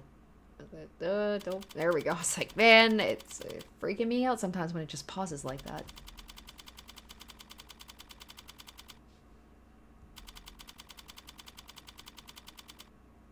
So we're gonna finally meet this mysterious Helen Young, who's very high up, literally, in the company. Right, speaking first is a sign of weakness, is it? And here I thought I could avoid wading into the swamp of corporate pretend power dynamics. Ooh, we're gonna play mind. We're gonna let her stew. We're just gonna... I can play this game. Silence is only awkward if you care. I can ignore social cues all day long.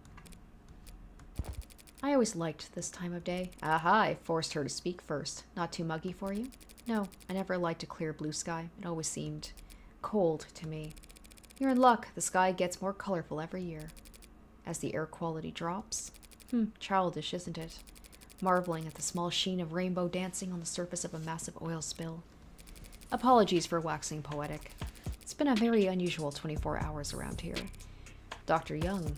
Just Miss is fine. Miss Young, I get the feeling you didn't bring me here to talk about the weather. No, I brought you up here to express my condolences. I'm very sorry for your loss. Thank you, though I could say the same. I know you and David worked together for many years. Yes, we did, but as much as I'd like to just drop everything into process, the company wheels don't stop spinning for anything, or anyone. Was Dawes of any help? She sent him, trying to be helpful or just trying to control the narrative. He was great, but that must mean you know why I'm here. I don't want to make assumptions. No need, I'll be explicit. I'm here as an officer of the court, which means I'm bound by law to document every rock I turn over, and every person I speak to. Yes, the lawyers made that all very clear. Lawyers? You have an android. It's not one of ours. You can tell that quickly. Got all the faces memorized? It's easy enough to remember the major archetypes we use, yes. You're nuts about your work, maybe. It's a recent acquisition. Very recent, in fact. One of David's last requests, apparently. David asked you to take it? I've been told you've been to David's estate already. The police gave me full access to the scene. And you know he wasn't alone last night. Yes, there was a single witness who met with him and called emergency services when he fainted. I knew it! I was that witness. Really? Obviously. There aren't many people David would bother meeting with in person, let alone welcoming them into his home and offering them a drink. I also knew Young as his superior, on paper, though not in fame. And I knew the witness had Executive Plan 3 insurance, so they had to be higher up than David. Well then, do your lawyers know we're having this conversation? Of course. They're pulling their hair out as we speak. I can't imagine why. The police cleared you, and you were well within your rights to ask for some privacy given the high-profile nature of all that's happened. So, why call me up here? Why cut through all the red tape your lawyers painstakingly hid you behind? Eventually you, or some other clever lawyer like you, would get the record opened. Through legal means or otherwise. The company's enemies are legion, and they have a prying knife for every occasion. Still, that would have taken time. Time you could use to get ahead of what could be the biggest PR hurdle Noble's ever seen. Touché. And so perhaps the truth of the matter is I simply didn't want to hide. David was my colleague for several years. If I were in your shoes, I would have questions as well. You're doing this for my sake. No, my reasons are purely selfish. I'm hoping that talking to someone whose job isn't to defend me from all consequences might prove therapeutic. She wants to play confessional, that's fine by me. But is that really all that's going on here? Alright, now we're getting it. Okay. Alright, so now we're going into more of, like, this seems like the back and forth. We might actually be able to pull out some clues and be able to do some, lawyer stuff. Why don't you start from the beginning? You went to his home last night. Yes, at around 7:30. The building's penumbra. Oh, shoot, I should have checked the evidence before I started talking to her, but I didn't know this was going to happen. The building's penumbra captured all that quite clearly. He fell ill around 8, so you spent half an hour together. Why the late call in person? We had had an intense discussion yesterday afternoon. David never came in on Saturdays, and I didn't want to spend the weekend glaring at him through screens, so I visited, and he let me in, and we talked. About? The good old days, if you can believe that. Back when we were both new to the company, eager to make a name for ourselves. How long ago was that? 7 or 8 years ago? Miss Young? Putting a number on it, it doesn't sound that long ago, but it feels. We spent a while like that, just talking. He was lively and sharp, and I never would have thought a few minutes later that he'd be dead, that he would commit suicide in front of me. A firm reply. What happened? 8:15, he said he wanted to toast. He got up, he walked back into his workshop, and then he must have went down into his basement to get us a bottle. I checked some messages in the meantime. Enjoy the view. In other words, she stayed on camera. He came back with a bottle of whiskey and 2 plastic cups. We drank and talked. He got quieter, spoke less. I thought he was just getting drunk. I didn't get worried until he started to fall asleep. I tried to wake him. He wasn't responding. I tried to shake him awake, but he didn't seem I left him and ran to the kitchen to use the security system. Didn't think to use your phone? No, I suppose I didn't. But it worked out. The Penumbra's emergency protocol summoned a VTOL straight to his helipad with one button press. When I returned to the parlor, he was limp. I moved him to the floor as delicately as I could. So that explains the positioning of the body.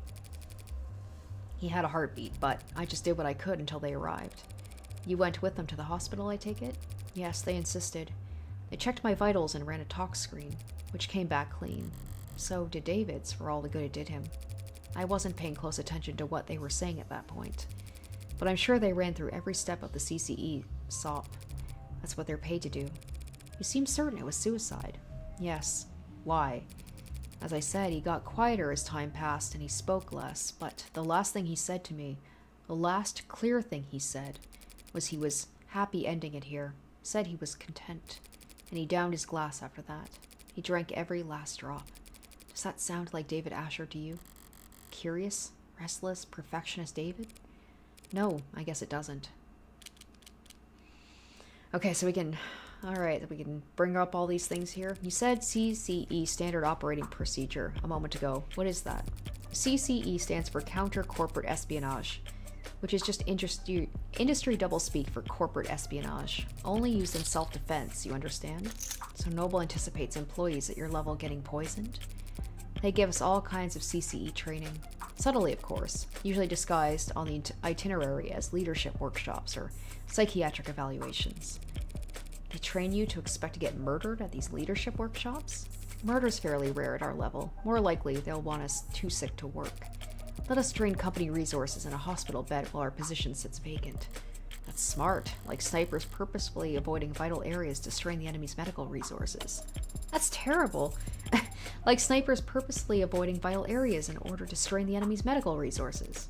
That's nothing compared to what they want us to when they want us to turn an asset, feel ill for the rest of your life with an undiagnosable malady, or become our mole and we'll send you the antidote every 2 weeks. It's a nasty piece of work. It's a nasty line of work, consulting. I'm sorry? It's just what they call it. Can't exactly put corporate spy on your CV. So every consultant I met at a cocktail party was actually... It depends. Did they say that they're consultants? Or did they say they were in consulting?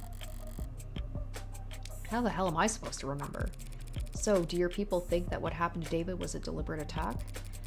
Noble's competitors have been trying to get to David for years, and that's the timescale their plans operate on.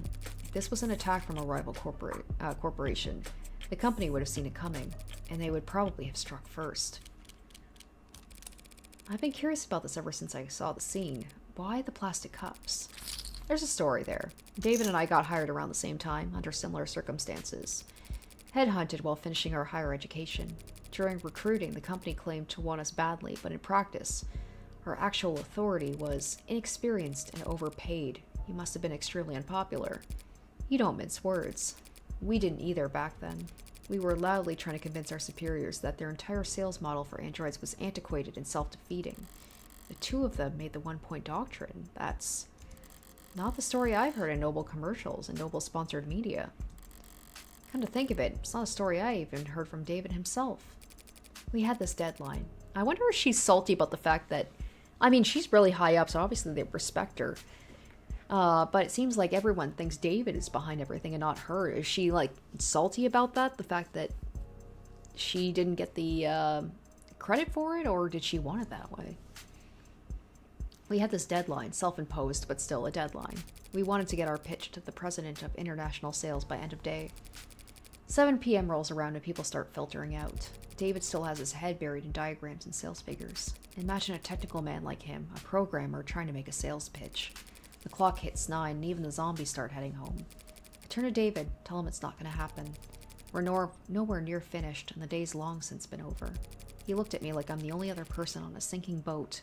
I've just stopped pitching water, and he says, "The president lives on the other side of the globe. We've still got all night until his end of day."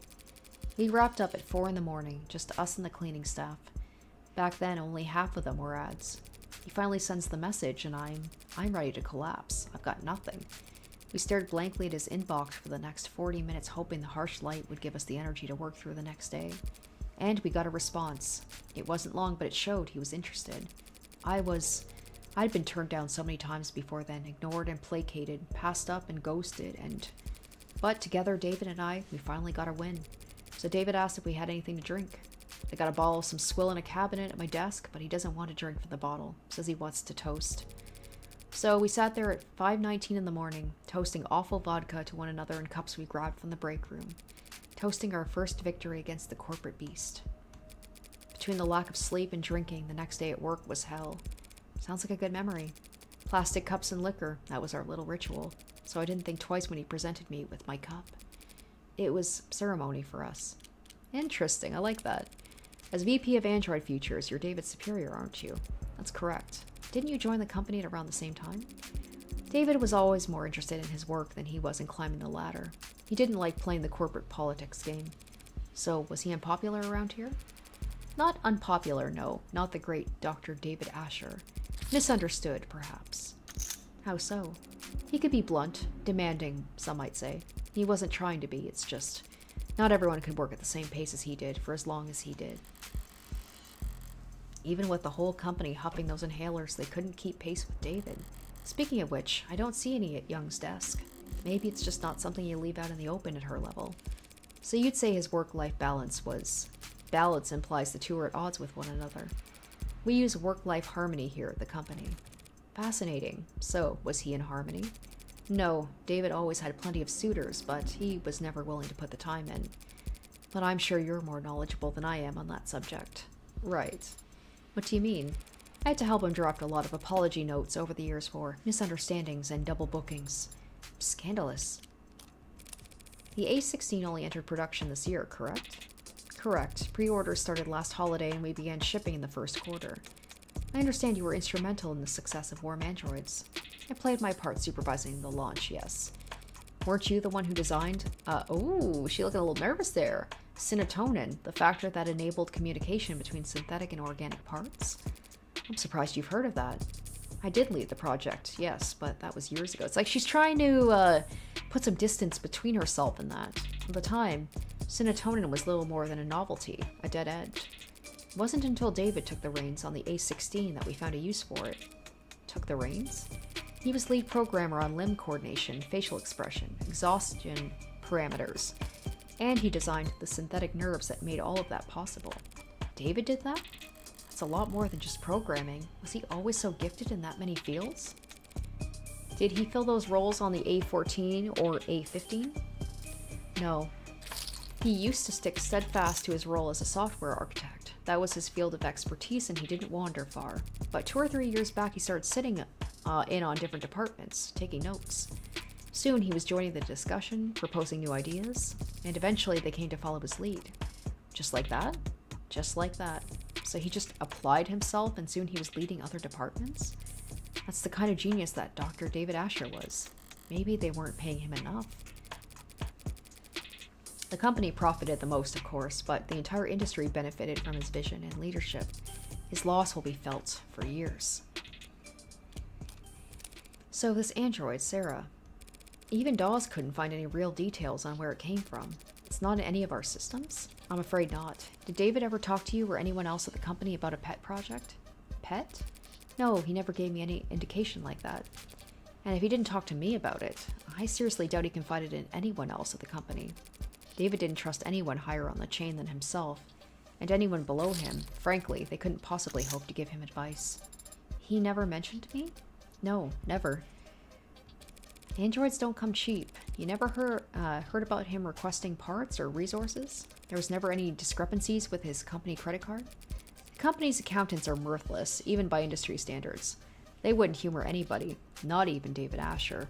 If they had ever detected financial discrepancies, there would have been an uproar loud enough you could hear it in the mailroom. You have a mailroom? Not since the 30s, just a figure of speech. He couldn't have taken resources from the company without leaving a record.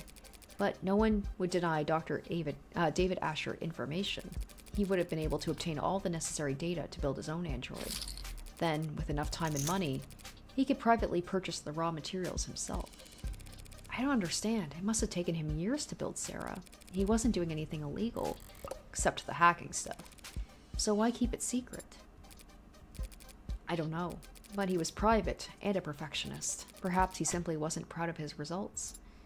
Damn, she's right there. It could be. Well, thanks for taking the time to talk to me. I'm sure this has been a difficult day for you. A difficult day for all of us. A message from Fran?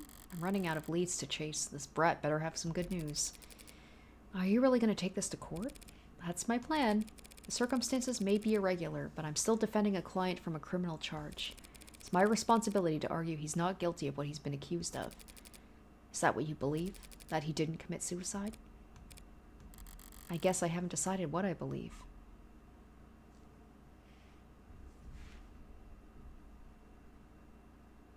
So I'm basically telling her straight to her face that, you know, the person that was last with him that says he committed suicide, I'm being like, no, he didn't.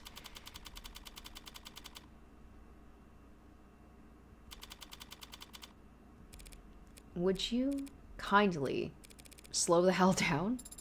I'm sorry, Adonai. Was I walking too quickly for you? That wasn't walking. That was speed walking. Up 2 flights of stairs. It's very different. Speed walking. Sounds like a powerful technique. Is it like the Zendyo? Just let me catch my breath for a minute. That's probably a reference I don't know. Adonai, is it possible you are out of shape? I like this. After all that, we have a little moment where these two can have a lighthearted conversation. No. Since we left the cab, your heart rate has... I'm not wearing the right clothes. Or the right shoes. Is that so? Yes. Also, I didn't stretch or hydrate, and the sun's reaching its zenith. That would have been several hours ago. Do you mean the air temp? You said it would be a short walk from street level, so I prepared myself mentally for a short walk. Then you took off like a rocket. And you didn't mention we'd have to go upstairs. Are you sure this place is even back here? Reviews online were quite clear. It's worth the trouble finding it. Maybe if you're a mountain climber. When I sent Fran hunting for a musician in David's circles... Oh, that's right, the musician. I expected them to bring me somewhere from the city orchestra or a jazz club. Champagne, flute, and teacup kind of musician. But this is the tequila and neon part of town. Should be in view if we turn. Adonai, be careful. Of what? A stray, and it's bearing its fangs. It could be carrying diseases. You should... Relax. Adonai, it's growling. It's not growling at me. See? So it's just me it doesn't like. Too much static. How'd you get it to calm down? It's an animal, not a monster. It wants to be calm. Do you like animals? What kind of cold-blooded freak doesn't like animals? She's like, I might be a serial killer, but I still like animals. Do you have a pet? No, never have. Why not? Because I don't want to take care of a pet. That seems counterintuitive to me. Well, it makes perfect sense to me, and I don't need it to make sense to you. But you notice you're only this talkative when it's just the two of us? Just an observation. You shy or something? Did David program you to have an android anxiety? It's generally only appropriate to respond to comments that are addressed to oneself. Today, I've rarely been addressed directly by people other than you. In other words, you're shy.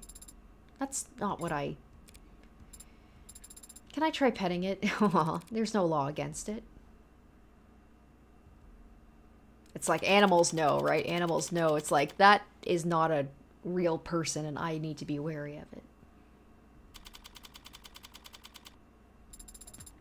This is the establishment. Now to see if Isaac Porter is as habitual as Fran claims. Do you think Father was close with this man? This man who you've never met?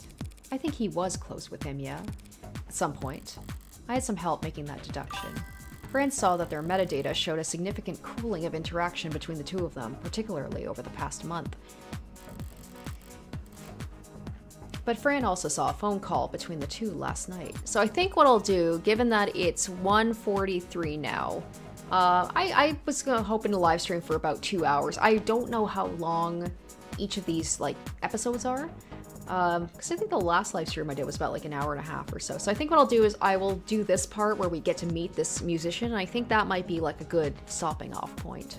So they were, oh, Matt Kim says puppy killer is a red flag. Human killer is totally fixable. Agreed, agreed. Do you think they were sleeping together? Wow. That's completely inappropriate for me or anyone to speculate about. Inappropriate? I don't know. It's only... I'm getting a very important text message from my private investigator. Excuse me.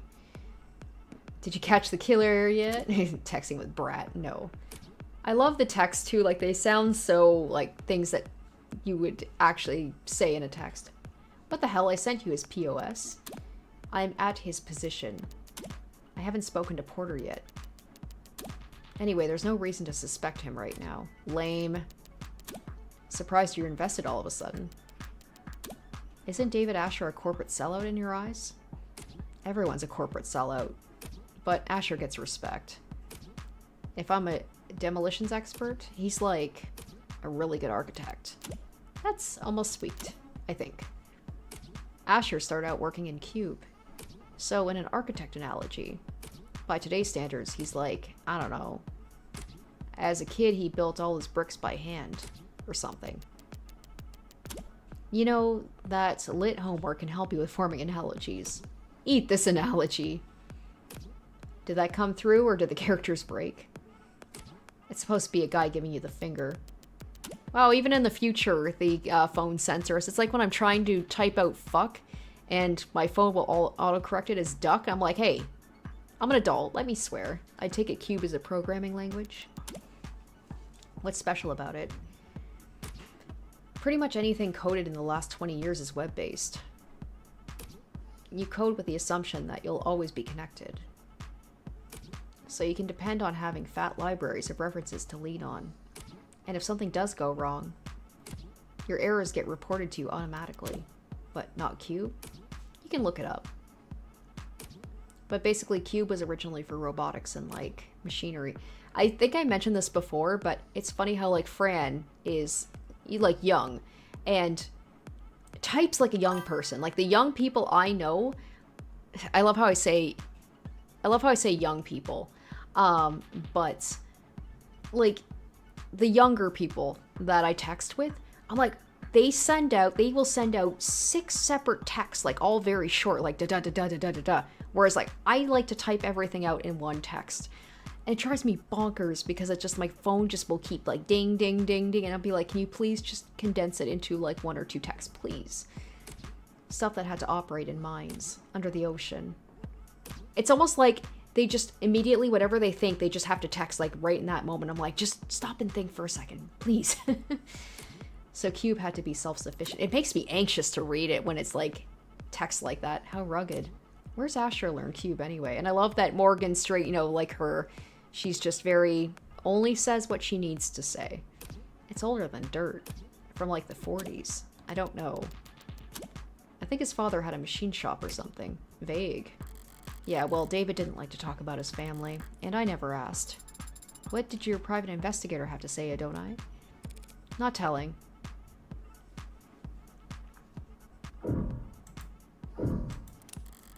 That one over there, he matches the photo Fran sent. Should I approach now or look around? Oh, no, we don't want to.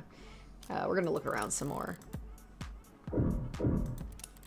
The stage for the talent, pretty close to the floor. I'm curious about what this person's going to look like. I guess it fits in with the whole round table aspect of this place. Everyone's on a more or less equal footing, dancing in the dark, once you get past the bouncer. Do you think they might have met here? David and Porter. I can't see David walking in here. Because you found the walk so challenging? Because it's too loud to relax, and not dark enough to be anonymous. I see. What's that face? You got an opinion to share? The atmosphere is not bad, but the music isn't quite. I'll find you a survey to fill out before we leave. What kind of music does an android even like? Early 21st century punk rock. Morgan's like, you fucking hipster. Is it just you, or does that go for all androids? Oh, apparently there's one more place to investigate before. It would probably be a little under an hour. Oh, I could do that. Oh, so it's really cool. So I actually can go to a courtroom. Good. I wasn't sure how this gameplay was going to be, because in the last episode, I was, like, the preview episode, the prologue episode, I was basically just in an interrogation room. So that's cool that I actually am going to be in a courtroom. Totally makes sense when you think about it. Like, I'm a lawyer, I'm going against another lawyer, I'm going to be in a courtroom. But that just makes me excited because, like, that was my favorite part of doing the class trials in Danganronpa or Phoenix Wright, like the actual court. So I'm very excited for that. So we're definitely going to be doing that next episode. Ooh, do I just keep playing and just finish off that last place? I don't know. I'm starting to get hungry, to be honest. Like, it is almost my dinner time. We'll see. We'll see. Wonder what they'd say. They're smart. They say music peaked with early... Sarah is a hipster. Music peaked with early 21st century punk rock. Debate settled. I love it. Our little Sarah is a little hipster for the music that we basically listen to. A bar stocked full of colorful selections and busy bartenders. I hope this isn't the kind of club you can order food in. Only time bar food is any good is when you're drunk enough to forget the taste and the gap between chewing and swallowing. So you can, like, eat things? Yes, I can. What, like, android food? There's no such product. So what do androids eat? Online user guides for Noble's War models clarify they don't eat anything in the traditional sense. They get their energy from electrical charging, usually wireless. Whenever they need to eat, it is to replenish specific vitamins and electrolytes. Sounds a lot like what mod users used to go through with their sports drinks and energy bars, and charger separation anxiety. According to the net, warm androids can ingest nutrient-rich processed carbohydrate pellets if they need to forego electrical charging long-term. Processed pellets? You mean like kibble? Like dog food? No, it is not like dog food. Can you buy it from the pet store? It seems that you can. How is this something you have to look up anyway? Because I've always just eaten whatever father gave me. Like what? Marbled beef, never hydroponic avocados, foie gras, that sort of thing. I am not paying for any of that.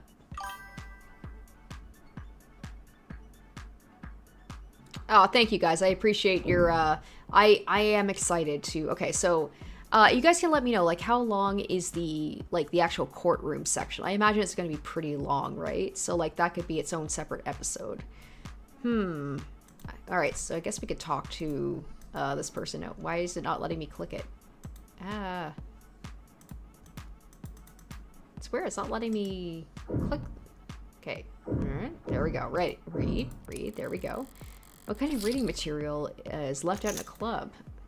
Okay, let's just really quickly. So we got a whole thing about the most beautiful woman in the world. Okay, mysterious young woman, a pseudonym to give me a little shade from all the attention, but it's a brand and I can't change it without setting the stock market into a spin. Inti saw 3,000% increase in share price, a pain, no branding visible. Okay, if I don't dress like this, all my sponsors fall into bidding wars every time I leave the house. Skin is flawless. Not too much there. Well, however old she is or isn't, luxury's got one hell of a mind for business. It might do her more good than the face in the end. Maybe it's one hell of a face. In the meantime, she... powerful. Some rises are too meteoric for even the Megs to grab the reins on. At this point, luxury's got them at her mercy. She can send their stocks into disarray with one selfie. Good for her. Hey, there he is. Oh yeah, that's him alright. Looks like he's killing time before his set tonight. Are you unsure how to proceed, Adonai? I'm sure you need to hang back. As for me, I will play it cool. Hey there. Hey, some sick beats out there on the floor, right? Oh, this already feels like the wrong choice. Sick beats. Yeah, or whatever, man. The hell? Are you a fucking cop or something? This isn't a cop bar. Ah, no. You aren't really dressed like a cop. God damn, you're media, aren't you? Fucking vultures, man. No! Perhaps I should start over. My name's Morgan. I was David's friend. I'm currently his lawyer. Can we talk? Not here. Thanks, Isaac. Don't thank me yet. I might just sit here, shut my mouth, and stick you with my tab. So, what kind of lawyer are you? What kind of friend? I'm his defense attorney. Think you missed the bus on that then, yeah? I'm a friend that needs to know what happened yesterday. Doesn't everyone? Try somewhere else, friendly lawyer. I haven't seen him in weeks. You might not have seen him, but we both know you spoke with him over the phone yesterday, only a short time before he died. How the hell? Isaac, it's pretty obvious you don't want this particular spotlight to linger on you any longer than necessary, so why don't we cut to the chase? No lies, no playing coy. Fine. Sarah? Yes, Adonai? The hell? Is that thing transmitting? I'm not streaming any data, no. Porter doesn't seem to recognize Sarah either. One more person David was keeping secrets from. I need to record everything for the court. Fine. You two were together, is that correct? We were together. I ended it. Yesterday. Oh, care to elaborate? On our entire relationship? Look, you can tell me everything once, and I can get it on record. Or you can hear the same questions over and over again from 1,000 different cops and Megs for the next 3 months. We met in a bar. I had seen him come in a few times, each time with someone else. Each time talking with his mouth, but not looking with his eyes. It ticked me off. scribbling on napkins and letting a single gin and tonic sweat into the table for 2 hours. His dates would all go to the bathroom or take a call and slip out the back. One of them didn't make it 10 minutes, and he'd still sit there the rest of the night, unfazed. Couldn't tell if he was oblivious or stupid or shameless or the most confident man in the world, and he ticked me off. One night, things were slow and my set had been cancelled, and his date hadn't even bothered to think of an excuse before bailing, so I asked him why he insisted on coming there night after night. Just to ignore vapid people he wasn't interested in at a shitty bar with drinks he didn't like. And he just said, because I like your music. Man, did that tick me off. It was cute, early on, him being so passionate about work I could barely pretend to understand. And I liked that we gave each other space, you know? Felt like we were being mature, or whatever. Until? There was no until. No one day where everything turned sour. But at some point, I started to understand where his priorities were, and how I ranked in them. Like I said, he was passionate about his work. I just wrongly assumed he would also be that passionate about me at some point. So I pulled away a little, wanted to see if he'd notice, if he'd miss me. Testing him, like that isn't the biggest red flag in the world. He never budged. I could ignore him for days and he wouldn't be the least bit ashamed to see me. If I picked a fight, he'd never get angry or upset. He'd just apologize. He didn't want to fight. I guess he was never invested enough to bother. It was my mistake. I watched him sit there all those nights, not giving a shit when people walked away, and still, I had the stupid idea that somehow, for whatever reason, I would be different. That I'd be special. But I wasn't, so I ended it. Last night, I called him. I didn't expect he'd pick up. I had everything prepared to leave a message with an assistant or an ad or whatever. But he answered, first ring, without hesitation, shame, or awkwardness. And that ticked me off. So I told him exactly how valued he'd made me feel the last few months. I told him exactly how insignificant I felt as the boyfriend of the illustrious Dr. David Asher. And what'd he say?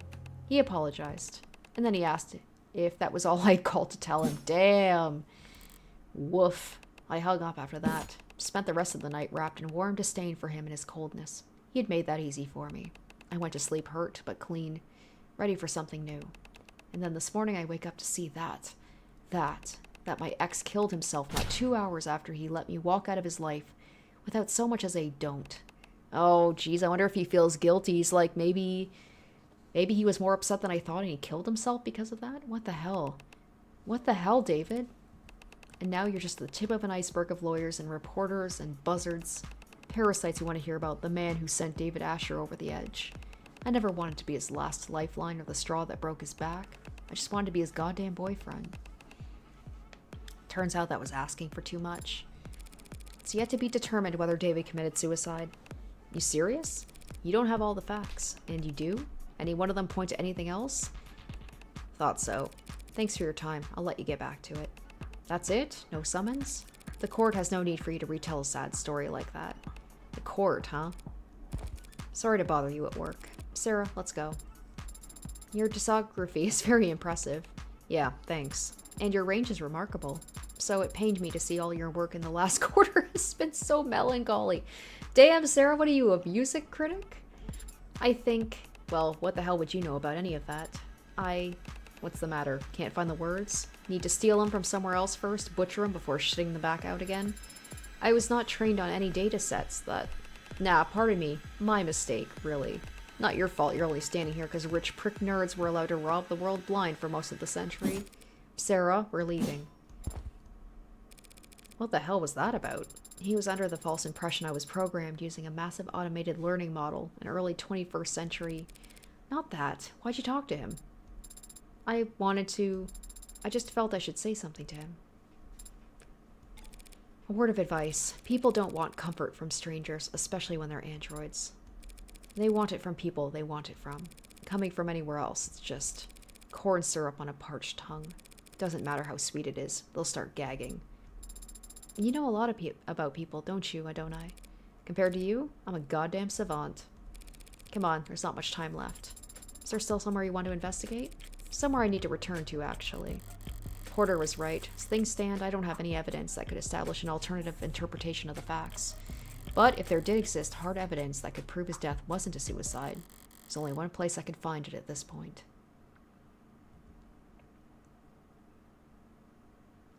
Alright. So, Yeah, like I said, I think I'm going to end it here. That makes me very excited to know that I'm going to be going to court in the next episode. So it might be a longer one. We're just coming up on 2 hours right here. So we're back at the penthouse basement. Okay. So we're back here again. All right. Got to approach this from another angle. The other angle, you know, inductive versus deductive. Flip the chess. Hey, we know something about flipping the chessboard, right? We've learned it from a good old Battle at Ushiramia. Haven't you ever read a mystery novel? I wonder. I know flipping the chessboard is probably something that is like well known in those kinds of things, but I associate that with Umineko. I've seen mystery films. Well, let's see if you paid attention then. Who killed or what killed David Asher? Poison. 10 points. There's a point system? Now, how did the poison get into his bloodstream? He must have ingested it orally. How do we know that?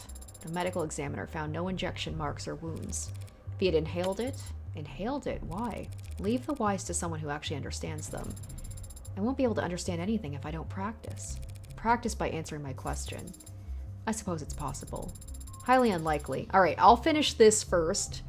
And then once we get to like the point where we can explore, I'm assuming that I'll call it quits for now. But highly unlikely. We would have found a delivery system for it in the building, like an inhaler. Right, an airborne poison is either shoved in your face or sprayed over a wide area, and no one around David had shown any kind of symptoms. So all we're left with is oral intake. Eliminating the impossible. What's next, Adonai? Young's corroborated statement was that David didn't exhibit any irregular symptoms or behavior until he started drinking that night. And the police didn't find anything unusual in any of the food or drink in his home. Except for his cup, the results were inconclusive. Young was drinking from the same bottle and the same type of cup, but didn't get sick.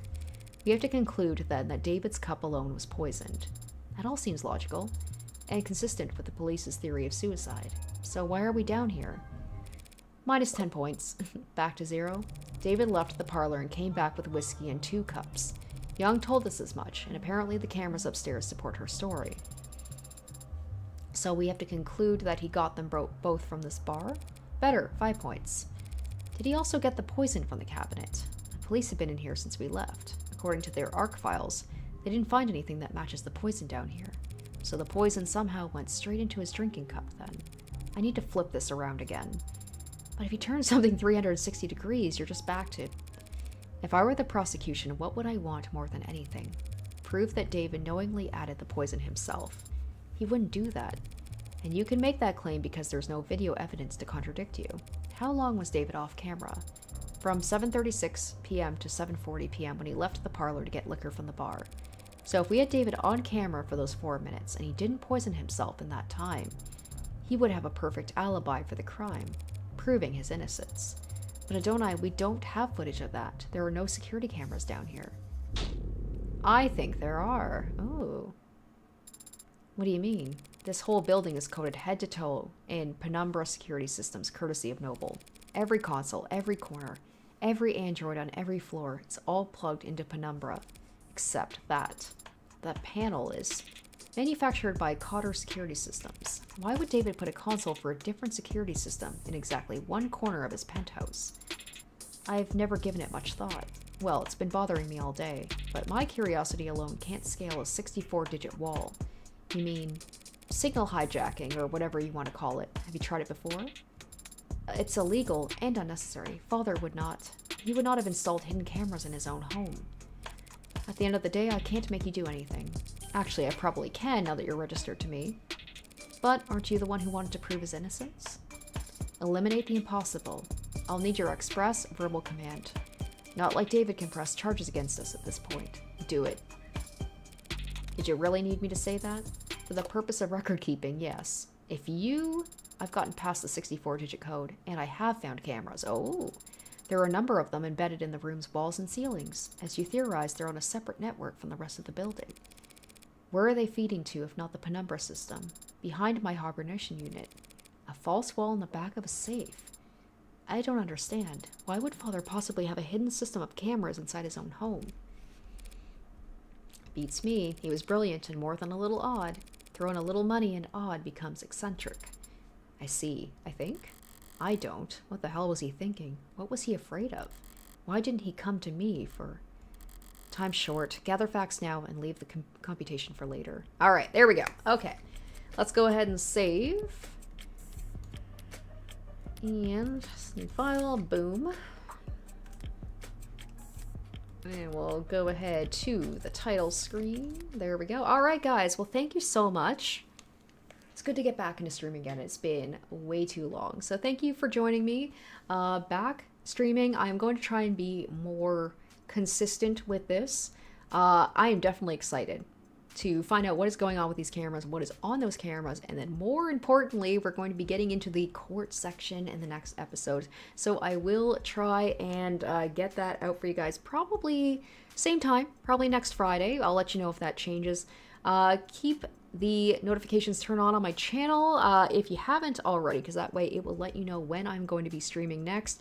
And if you are on my Patreon, I will also be posting as well the details of when I am going to be streaming. So thank you guys so much for joining me. I hope you had a good time. It was good to get back into this again, to get back into this game. It is so good. I forgot how good this game was. I love it. I love the characters. I love just the setting, the writing. I'm very intrigued by this. So stay tuned next week, hopefully, for the first... I assume it's going to be like Phoenix Wright, maybe, where it's going to be multiple days, or maybe it's just going to be all in one day. We're going to be doing the court section. I don't know how long it's going to be, but it's definitely at least going to start next episode. So